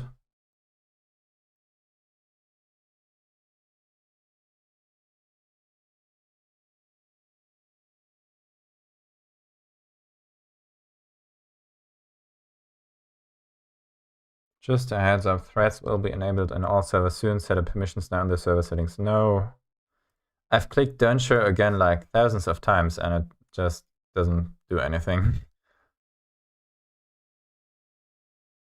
Discord is kind of, I don't know, the API seems to be getting worse since every new feature, either the MetaBridge devs are really lazy or every new feature that they introduce has a worse API than the one before it.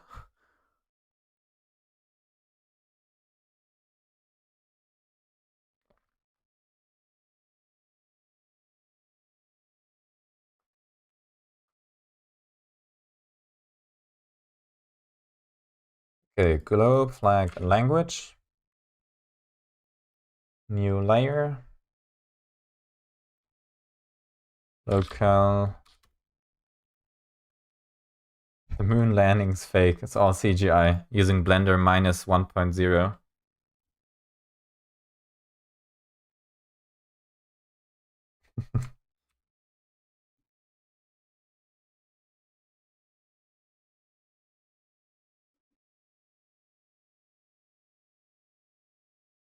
Okay, globe. What else? Flag. There's some different ones here. I'm tending towards either this one or this one could also be interesting, like the pointy one.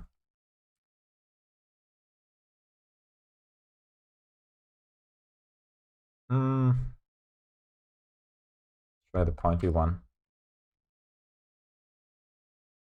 Or maybe not, no.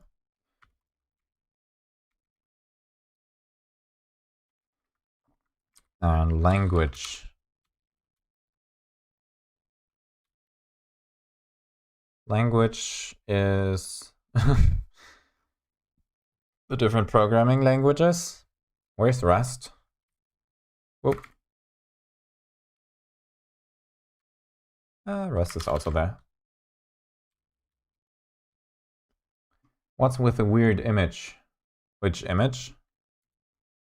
Is anything wrong with any image?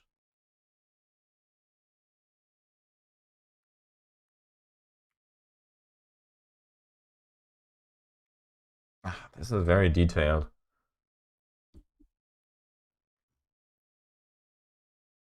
It'll do.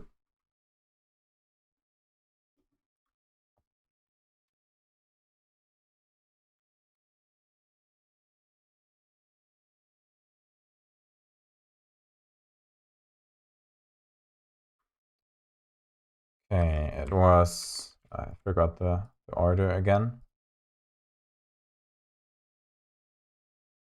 Partitioning, it was, okay, color white, black, color white. Background green. Partitioning gets hidden.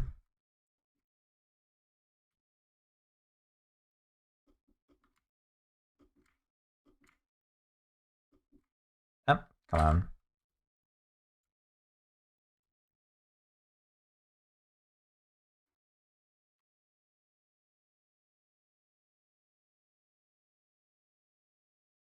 Wrong one. What is happening? Okay, this one is the bottom one. After that comes this one. Perfect.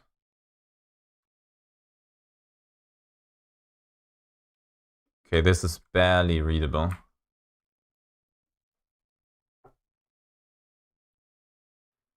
Maybe this needs a background. Give it a white background using the Boolean tool, not the Boolean, the Bezier tool.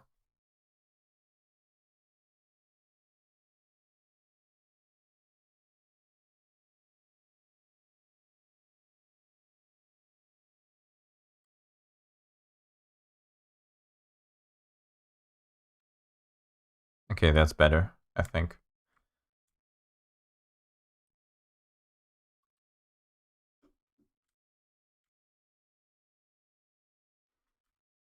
White. Color. Black. Okay.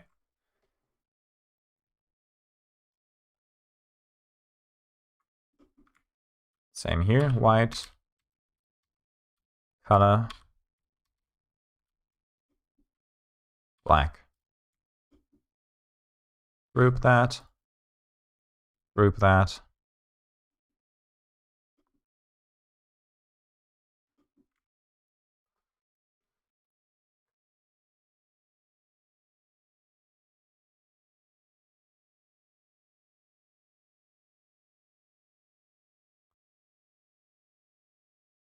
Okay, now for the scattering stuff. Enlarge it.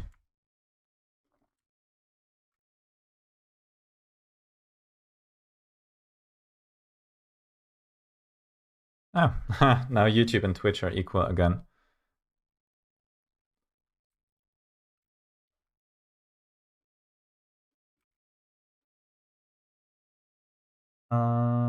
Partitioning. Okay, size is about equal. Maybe make it a tiny bit smaller. There we go.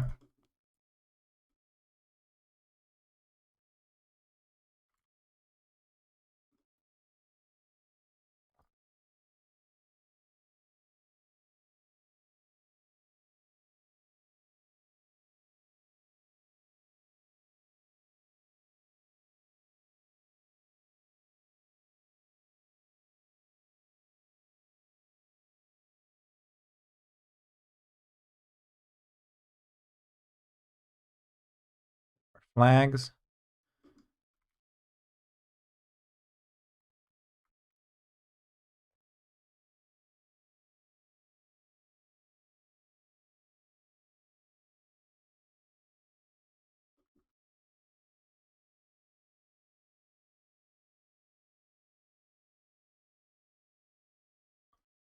Okay. Okay, this flag stuff doesn't really work. They're drawing too much attention. And the translator is pretty much invisible, so delete that.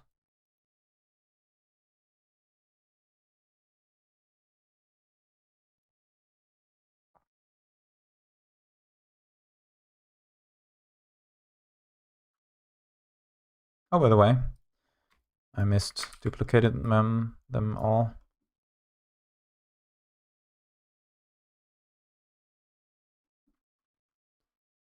Okay, let's check out how it looks with instant menu.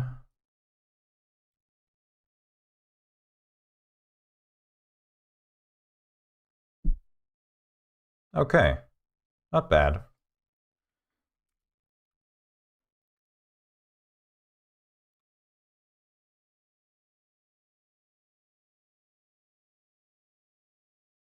Export as region.png.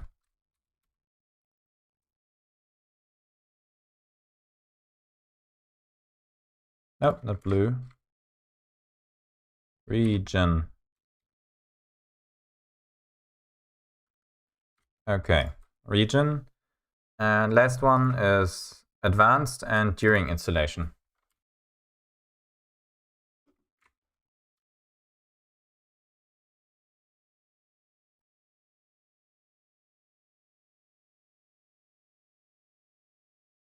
And advanced should get a red color, which we already have imported. So green gets hidden, red gets shown, locale gets hidden, advanced. Okay. Advanced gets a cog, a wrench,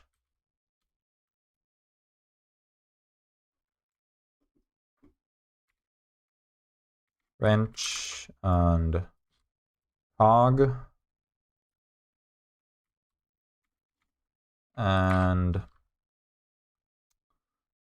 what else? Warning sign.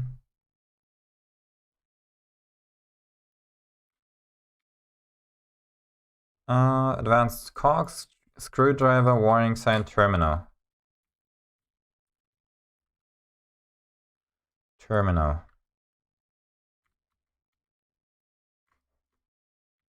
Too big. There we go. Terminal, screwdriver.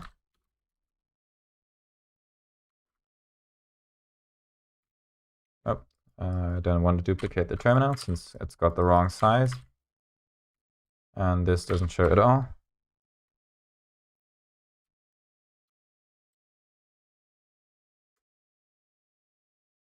Nope. Come on.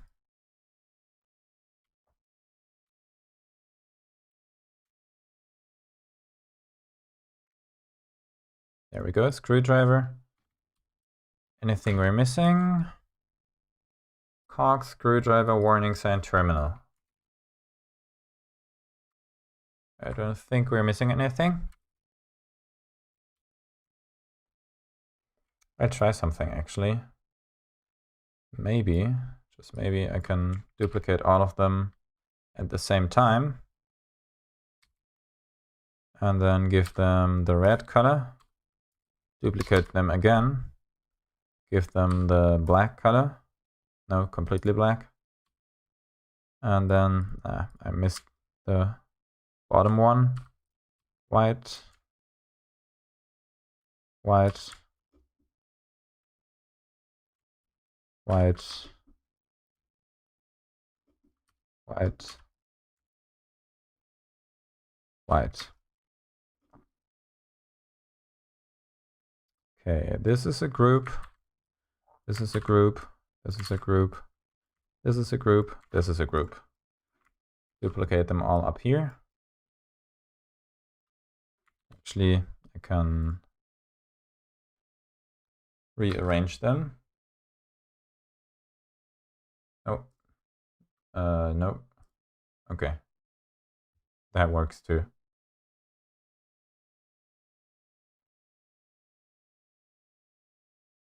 Ah, there we go.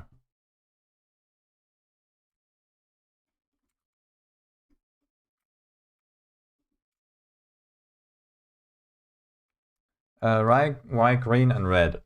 Red, like green is for Earth, I guess, because it's a localization.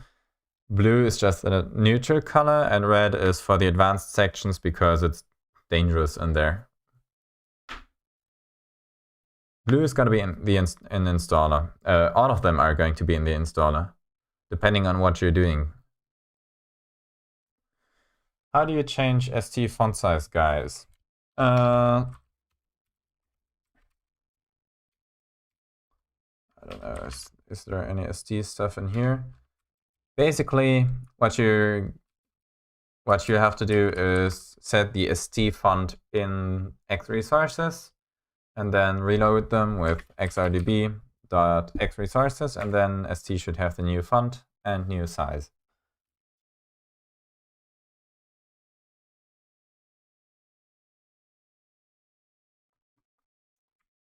Okay, that has to be like a bit bigger.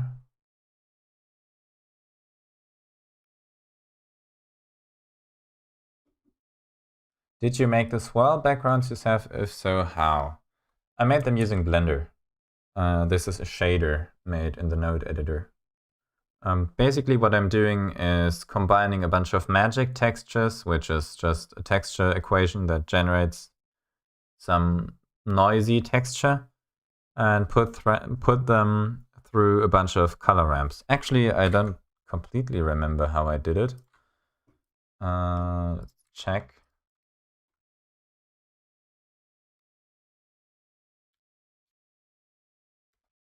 Pattern.blend.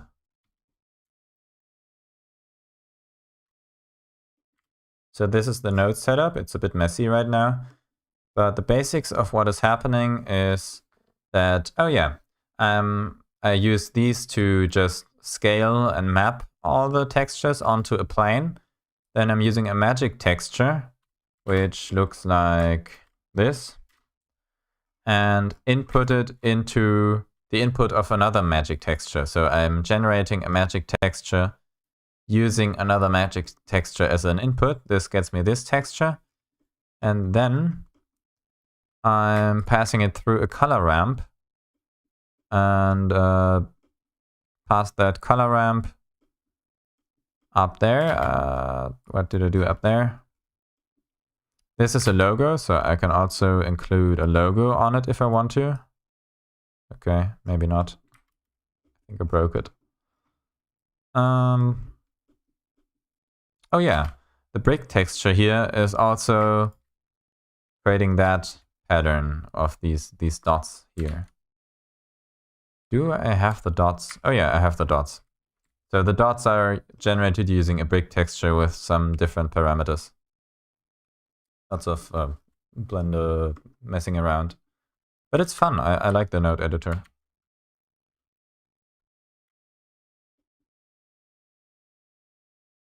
Okay.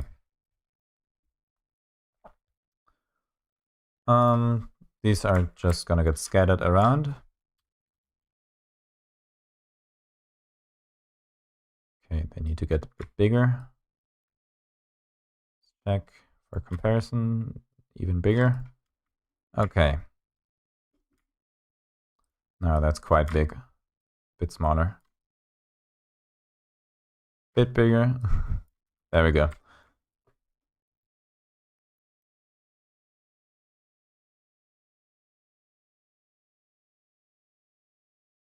I don't really know how to redistribute all the assets, for example, all my blend files and animated backgrounds, because GitHub, I don't think, is the best place to put binaries. I thought about doing just, what's it called, Gumroad. Gumroad is quite good. You can just, it's a pay what you want website, so I'll definitely make it free. But I wouldn't say no to money. But it's a good way to make quick download links for stuff. And maybe library. I think you can upload binary files to library.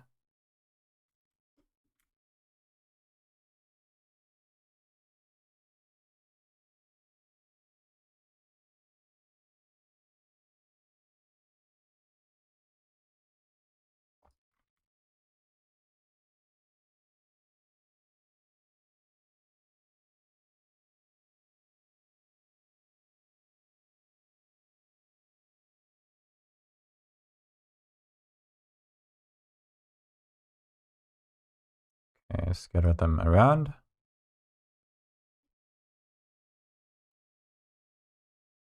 It's a bit empty up there.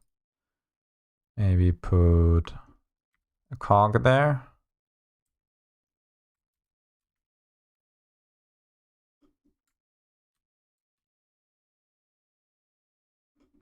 Okay, the warning sign should probably go here. the terminal is still pretty much invisible.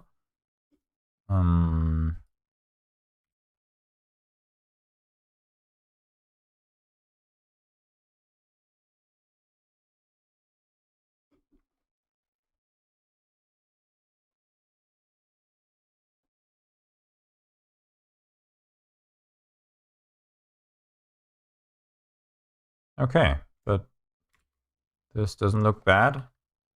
Advanced.svg.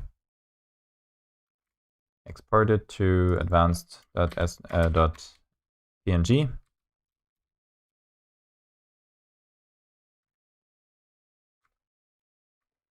Will instant menu color change with the background? That's an interesting idea, but probably not, because I'm using colors for confirmation and warning stuff independently of the background. So for example, yes or no will be colored green and red independently of the background. So if everything's red and one button is green, or the button is supposed to be red because it should stand out, but everything's red, then things get messy.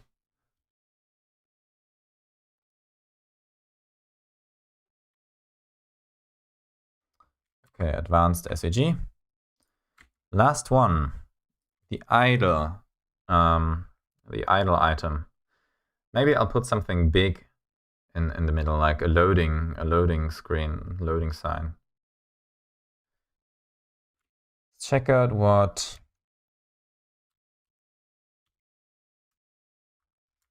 still looks cool. Thank you.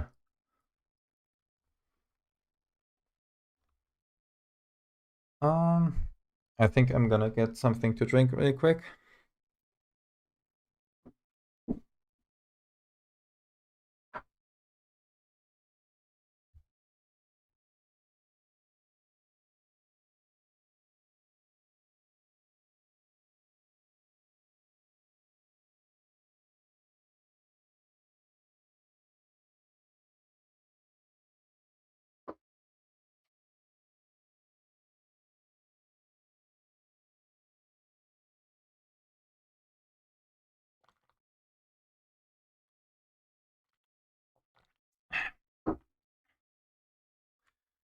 Okay, I'm back.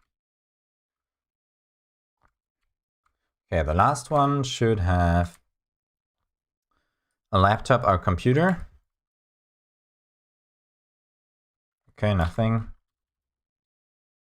Laptop is present. Okay. The background should be blue.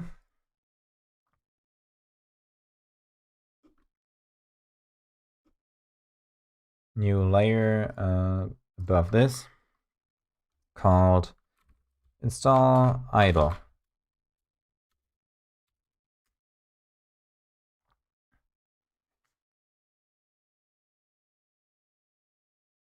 Maybe I'll do a title card here.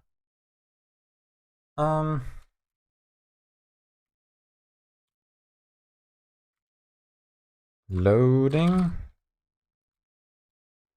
Is there any loading icons? I mean, there's this.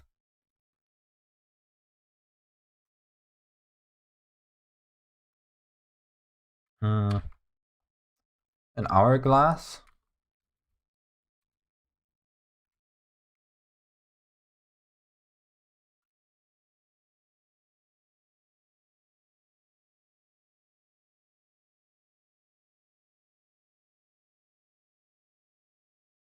Okay. Download icon. Maybe I'll put a message on there like installing. Please do not turn off the system.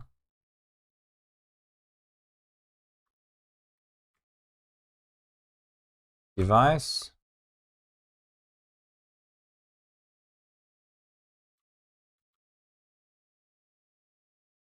Installing ... Please do not turn off the device.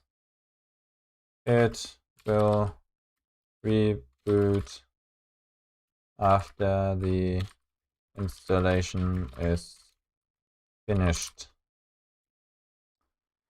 Or maybe you could get some inspiration from other distros. Pop OS installing images. What's the Pop OS installer look like? Okay, this seems to be an old version. Man, Pop OS has improved in design. Oh, I'm hoping this is an old version. Else it just... Uh-oh. Okay. Resin.io? Wait, what? I thought it got sold to Berliner.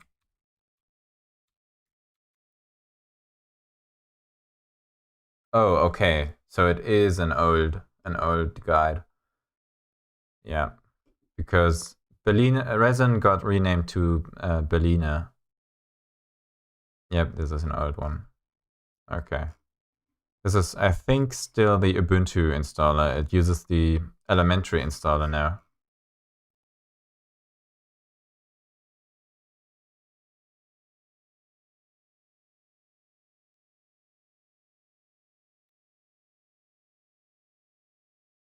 Ah, they've got screenshots here. Do they have... okay, they're skipping the idle stuff.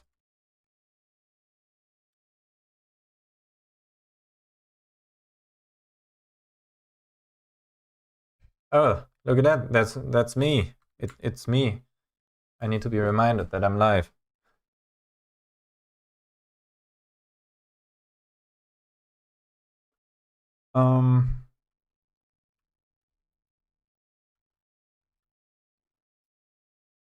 Pop.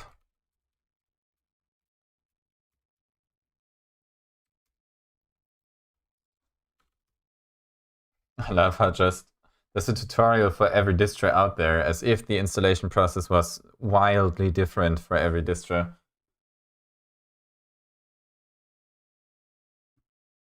Hello and welcome back. Hi. You're getting muted.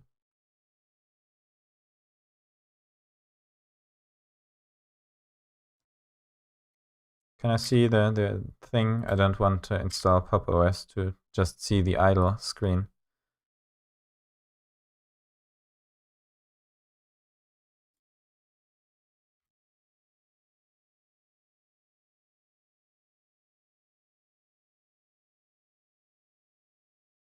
Okay, password. Typing.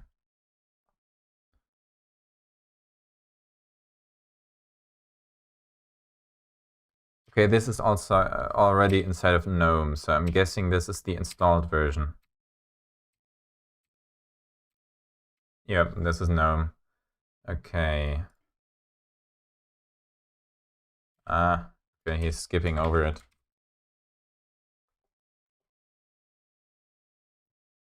Does he have another guide? Okay, I'm guessing LTT skips the idle screen too. Why are we looking at Pop OS? I'm looking at what they're displaying during the installation, like when you're idling the computer and it's working all the stuff out. Anthony, what a guy. Okay.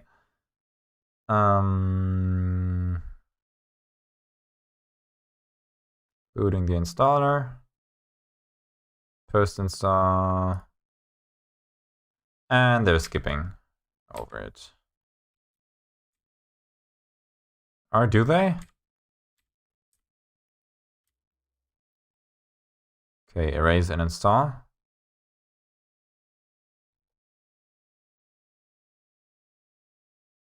Password. Set password. And they skipped it. Okay. What kind of YouTube is then that? This is, I think it's called, what's it called? There's like an extension for YouTube that allows theming it.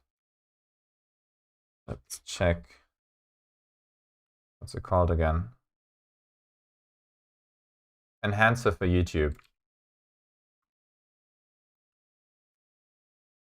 Should I reinstall Pop OS? Nah, it's not worth it.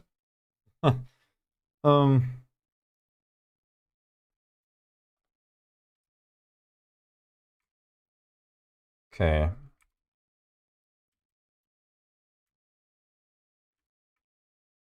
Installing, this could take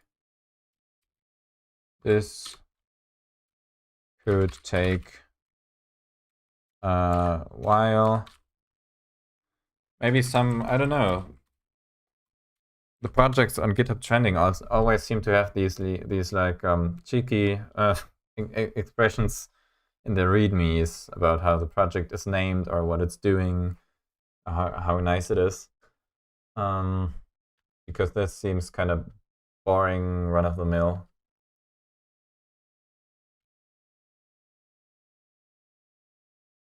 Make a coffee during if you have enough time to blah blah blah.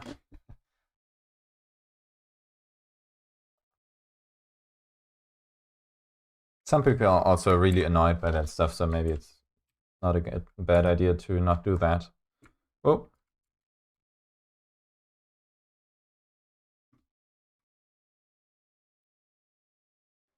Please do not turn off the device. It will reboot after the installation is finished.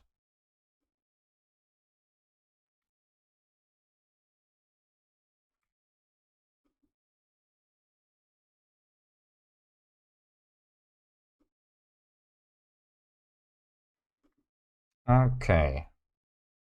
I think we could do one of these title things then, which means light blue rectangle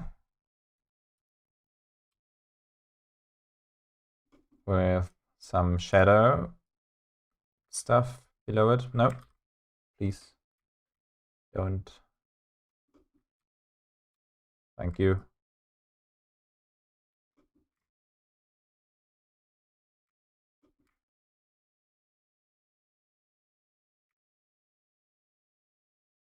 And this above it, I think it's supposed to be white.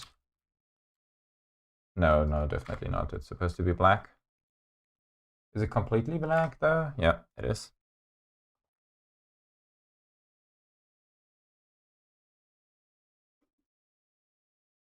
Snap a guide to the side here.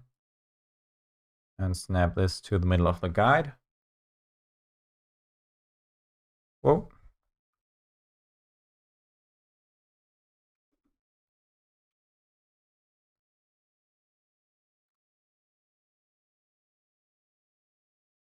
This is supposed to be 1, 2, 1, 2, 1, 2. And it should say installing in Inter bold.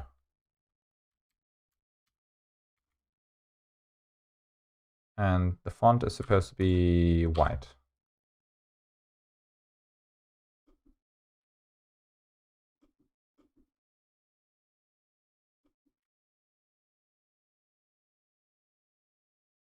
Nope.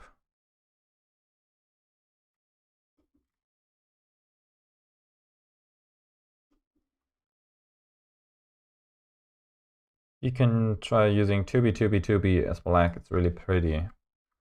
1, 2, 1, 2, 1, 2 is used all around InSynOS because it's also part of the Materia theme. So let's just check. Also, my monitor has kind of crap color reproduction, I think. So I shouldn't experiment too much with colors without getting something proper. Yeah, I mean, that is pretty. Is it present anywhere else in the interface though? 1E, 1E, 2B, 2B, 35. I mean, this is Arduino.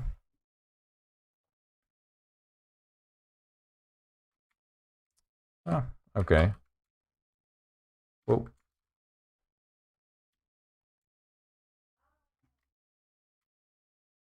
Okay.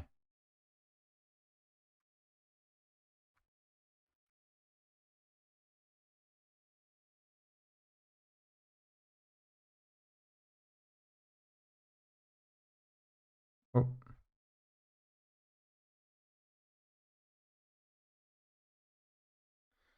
Okay. View guides can get hidden or shown with this shortcut. Okay, good to know.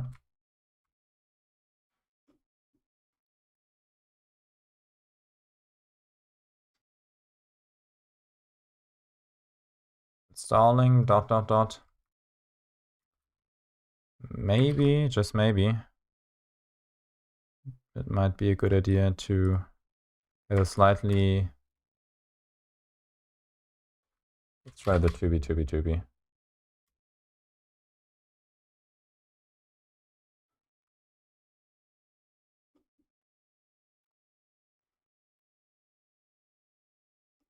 Installing ...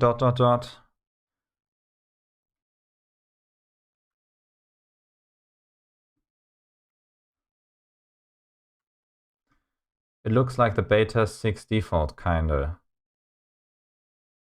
One last question before I'm off to bed. Is it stable enough, even though beta, to use as a daily driver? Depends on how experienced you are. Like, it might be the case that when 1.0 gets released, you need to manually do some stuff in order for updates to apply properly. It's nothing that I can't help you with, or that you'll probably figure out on your own. But I'd say it is fairly stable in the sense that there's no bugs that cause any data loss, spontaneous crashes of like the entire operating system that could lead you to lose any work. The worst that could happen is that some features sometimes not work as intended. But yeah, I think for people who are Linuxy enough to watch live streams about Linux development, it's probably fine. But it's not fine for your grandma yet.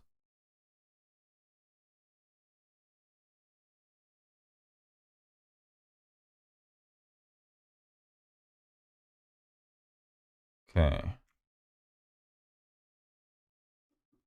Add restream bot. It's cool though that people are just using the Discord chat to chat in the live stream.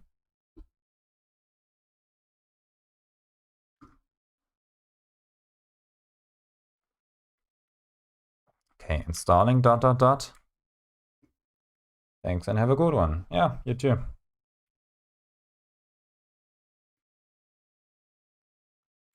Okay, the icons we need are download, which we already have here. I just realized.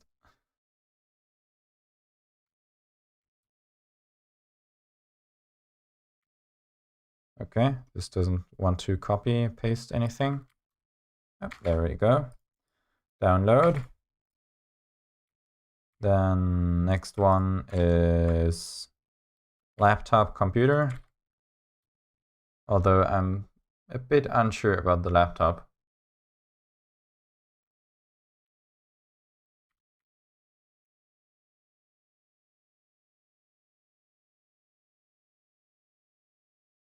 Then package.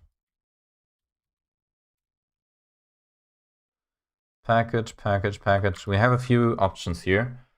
There's this one. I think maybe this one is the best one.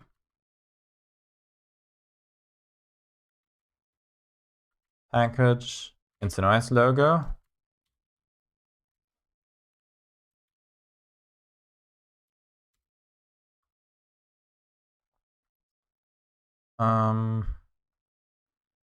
Whoop.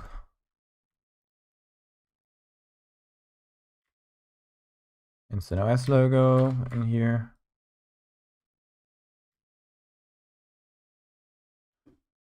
What else? Coffee cup.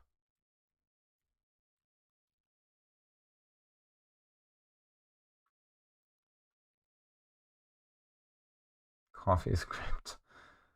CoffeeScript and NFSeti Coffee are the same thing. Okay, maybe some steam coming out of it would be nice. Maybe we'll make an exception to, what were they called? Feather icons? Nope.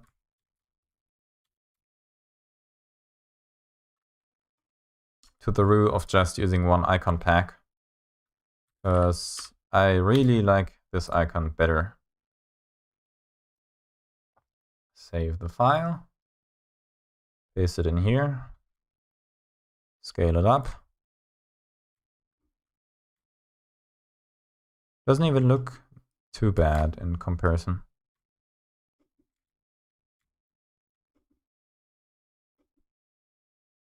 Okay, we have these 5 icons. And the last one is this white color. Duplicate it 2 units upwards. Blue color to duplicate it 2 units upwards. Black. What happened there? Uh-oh. Yeah, this didn't seem to work out. Oh, of course. This SVG actually doesn't have any... This is just strokes. Okay, got it. So this needs to be done separately. This is the white. Nope. White color.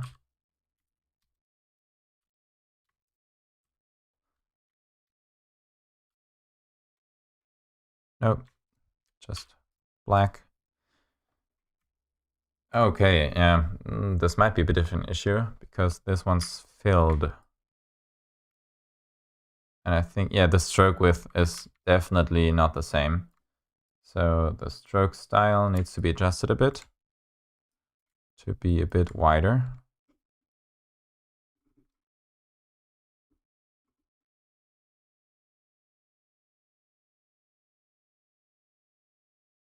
Okay, but then I think apart from that, it's fine.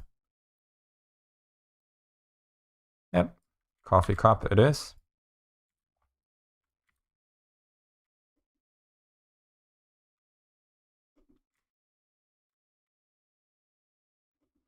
Maybe I can also duplicate this and then put it below this.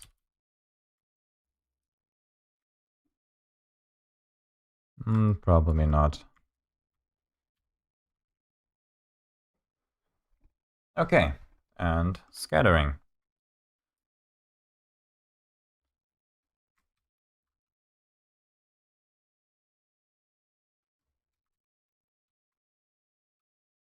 Overlay. This gets grouped and moved to the overlay. And then hide the overlay.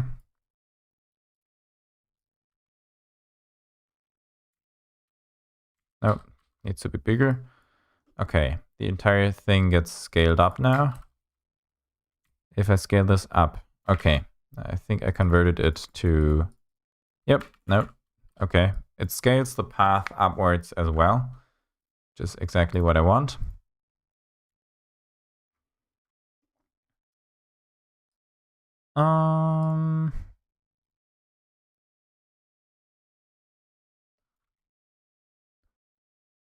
Bit of upsizing, bit more.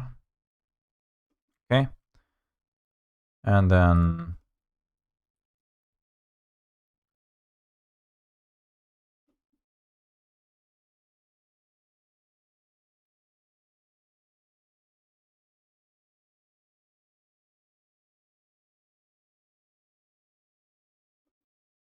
put that up here. Put a few download icons around.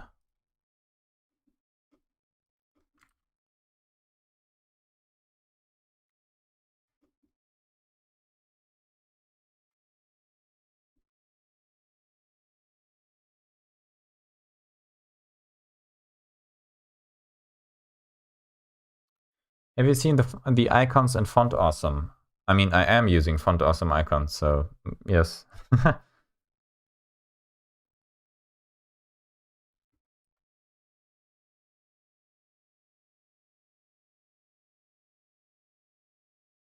Whoa.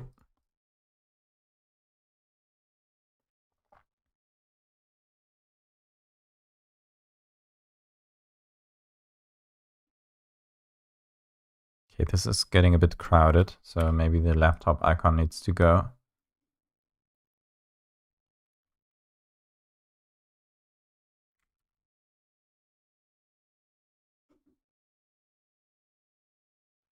Okay, what do you think?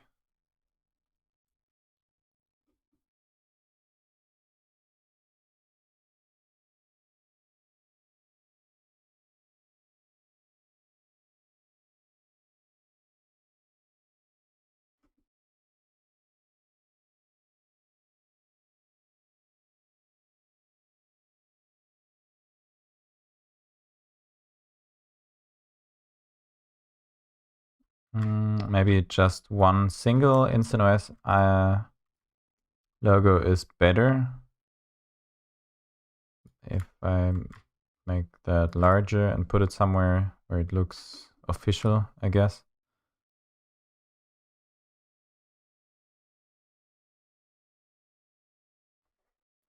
Yeah, I think that's nice actually. So this and this can move downwards a bit.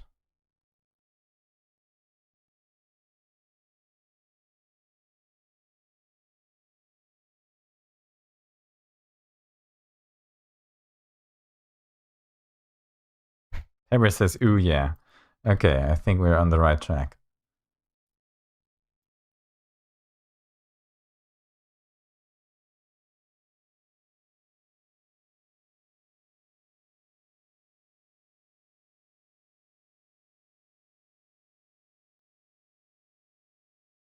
Okay. I think this is fine for now. What about Bootstrap icons? Bootstrap icons? I didn't know they did icons. I mean, Bootstrap was like this huge thing before, what's it called? Flexbox was a thing.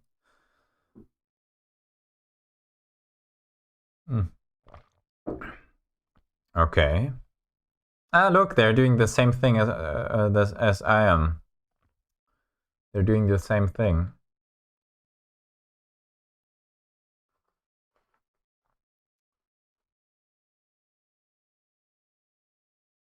Okay, but I think in order for it to have this scattered look, maybe they need to be overlapping a bit with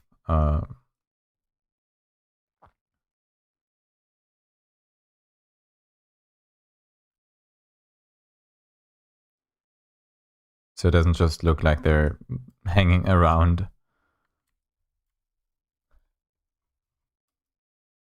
Okay, different style definitely.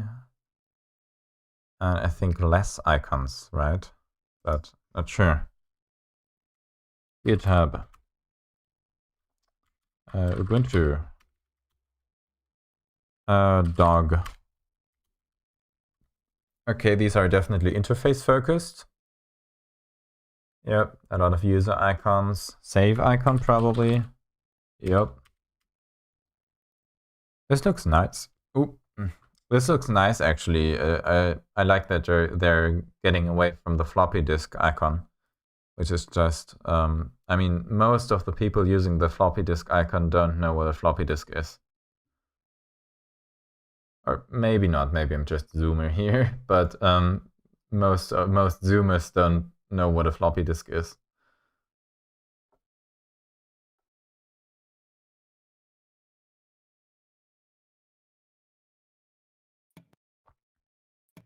Actually, most people who think they know what a floppy disk is don't know what a floppy disk is. Oh, Because okay. the real floppy disks were the old ones that were actually floppy that you could bend very easily were also kind of large. I don't know, like, I don't know what form factor, but maybe, I don't know, 12, 15 inches, something like that.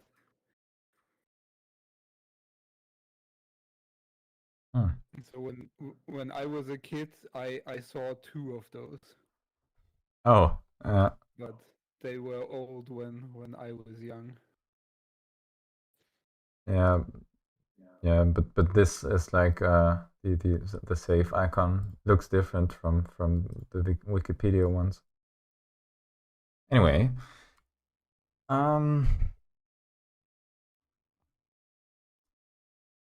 okay. Oh, there's a still advanced.svg. Install.svg. Also export as install.png.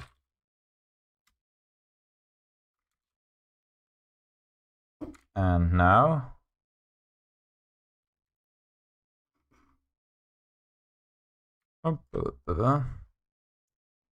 Instant Arch backgrounds. Crap.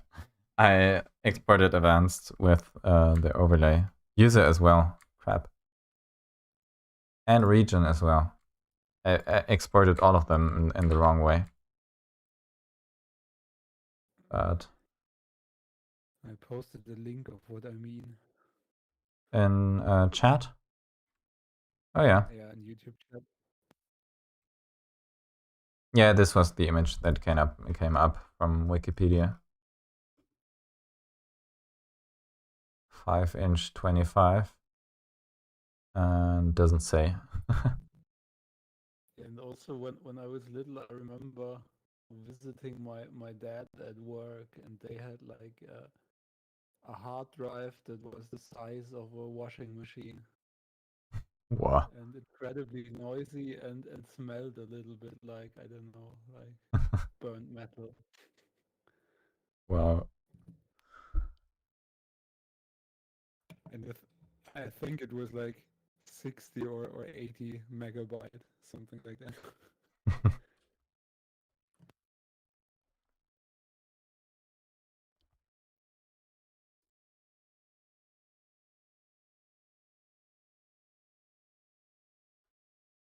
Okay, advanced gets saved as this and then exported without the overlay. And now advanced is fixed. Yeah. Oh crap, no it's not. Page as this. Now it should be fixed. Let's check. Yep, fixed. Okay. Partitioning.png is also fine. Red.png obviously fine, but region and user are still messed up.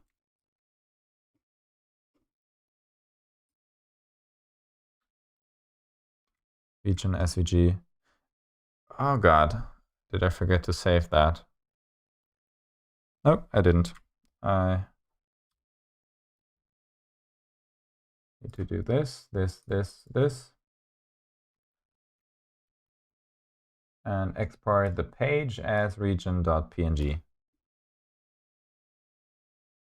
Okay. So now region, advanced, and install and partitioning are fine. User is left. Instant menu needs to be hidden.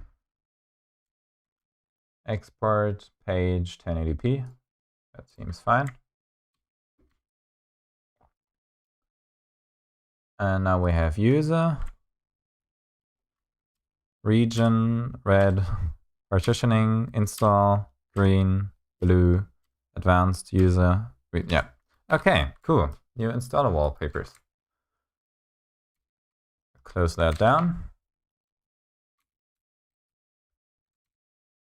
Close all of that stuff down. And let's see, can I upload this somewhere? Actually, let's check out if I can just put it in a zip and put it on Gumroad just as a backup.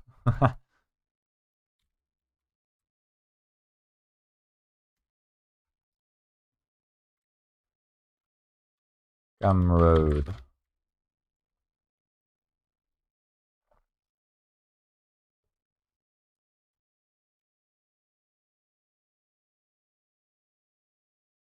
Logging in. Products. New product. Classic. Pre-order. Price 0 or more. I don't know if that's still possible. Installer. Wallpapers. Customize. That's all fine. Content. There we go. Upload the files. Okay, this doesn't work. From my computer. Can I drop it now? Nope, still nothing. Okay.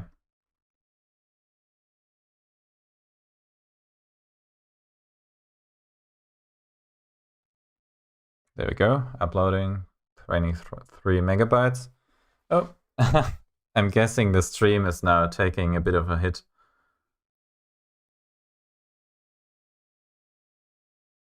Yeah, this is not normal. I think OBS and Gumroad are fighting now. Let's check. Yeah, this is not normal. I think OBS and Gumroad are fighting now. Oh, actually, it's not bad. Probably because it's buffering.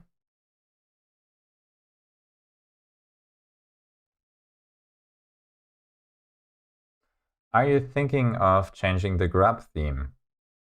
I don't know. It doesn't use the InstaNoise color scheme anyway. So it's not really incompatible design-wise.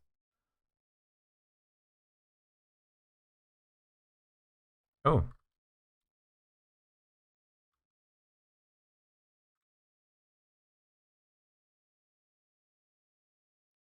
Okay, variations, limit product sales, allow customers to choose quantity, publish, publish. Okay, and now I can copy the URL. I want this. 0. Okay, and you have to enter your email, and then you get it per email. Okay.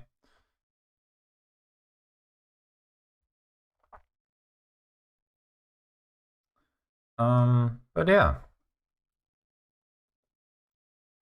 For a change, I actually did everything that I set out to do in the live stream.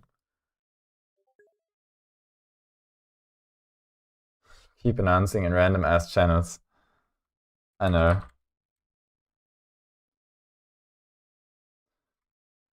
And let's see, anything else to do? I can close down the old stuff.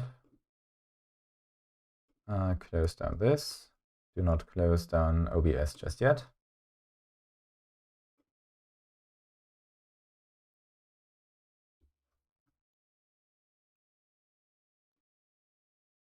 Close down all of this. Close down the overlay. Don't need that anymore. Benny ending the stream with to-do list done. I know. It's incredible. I mean, it was a little short, this stream. But oh, I'm fairly happy with how they turned out. And I think that'll be it for this stream. Thank you all for chatting, talking, watching. And yeah, I'll see you guys next time. Bye.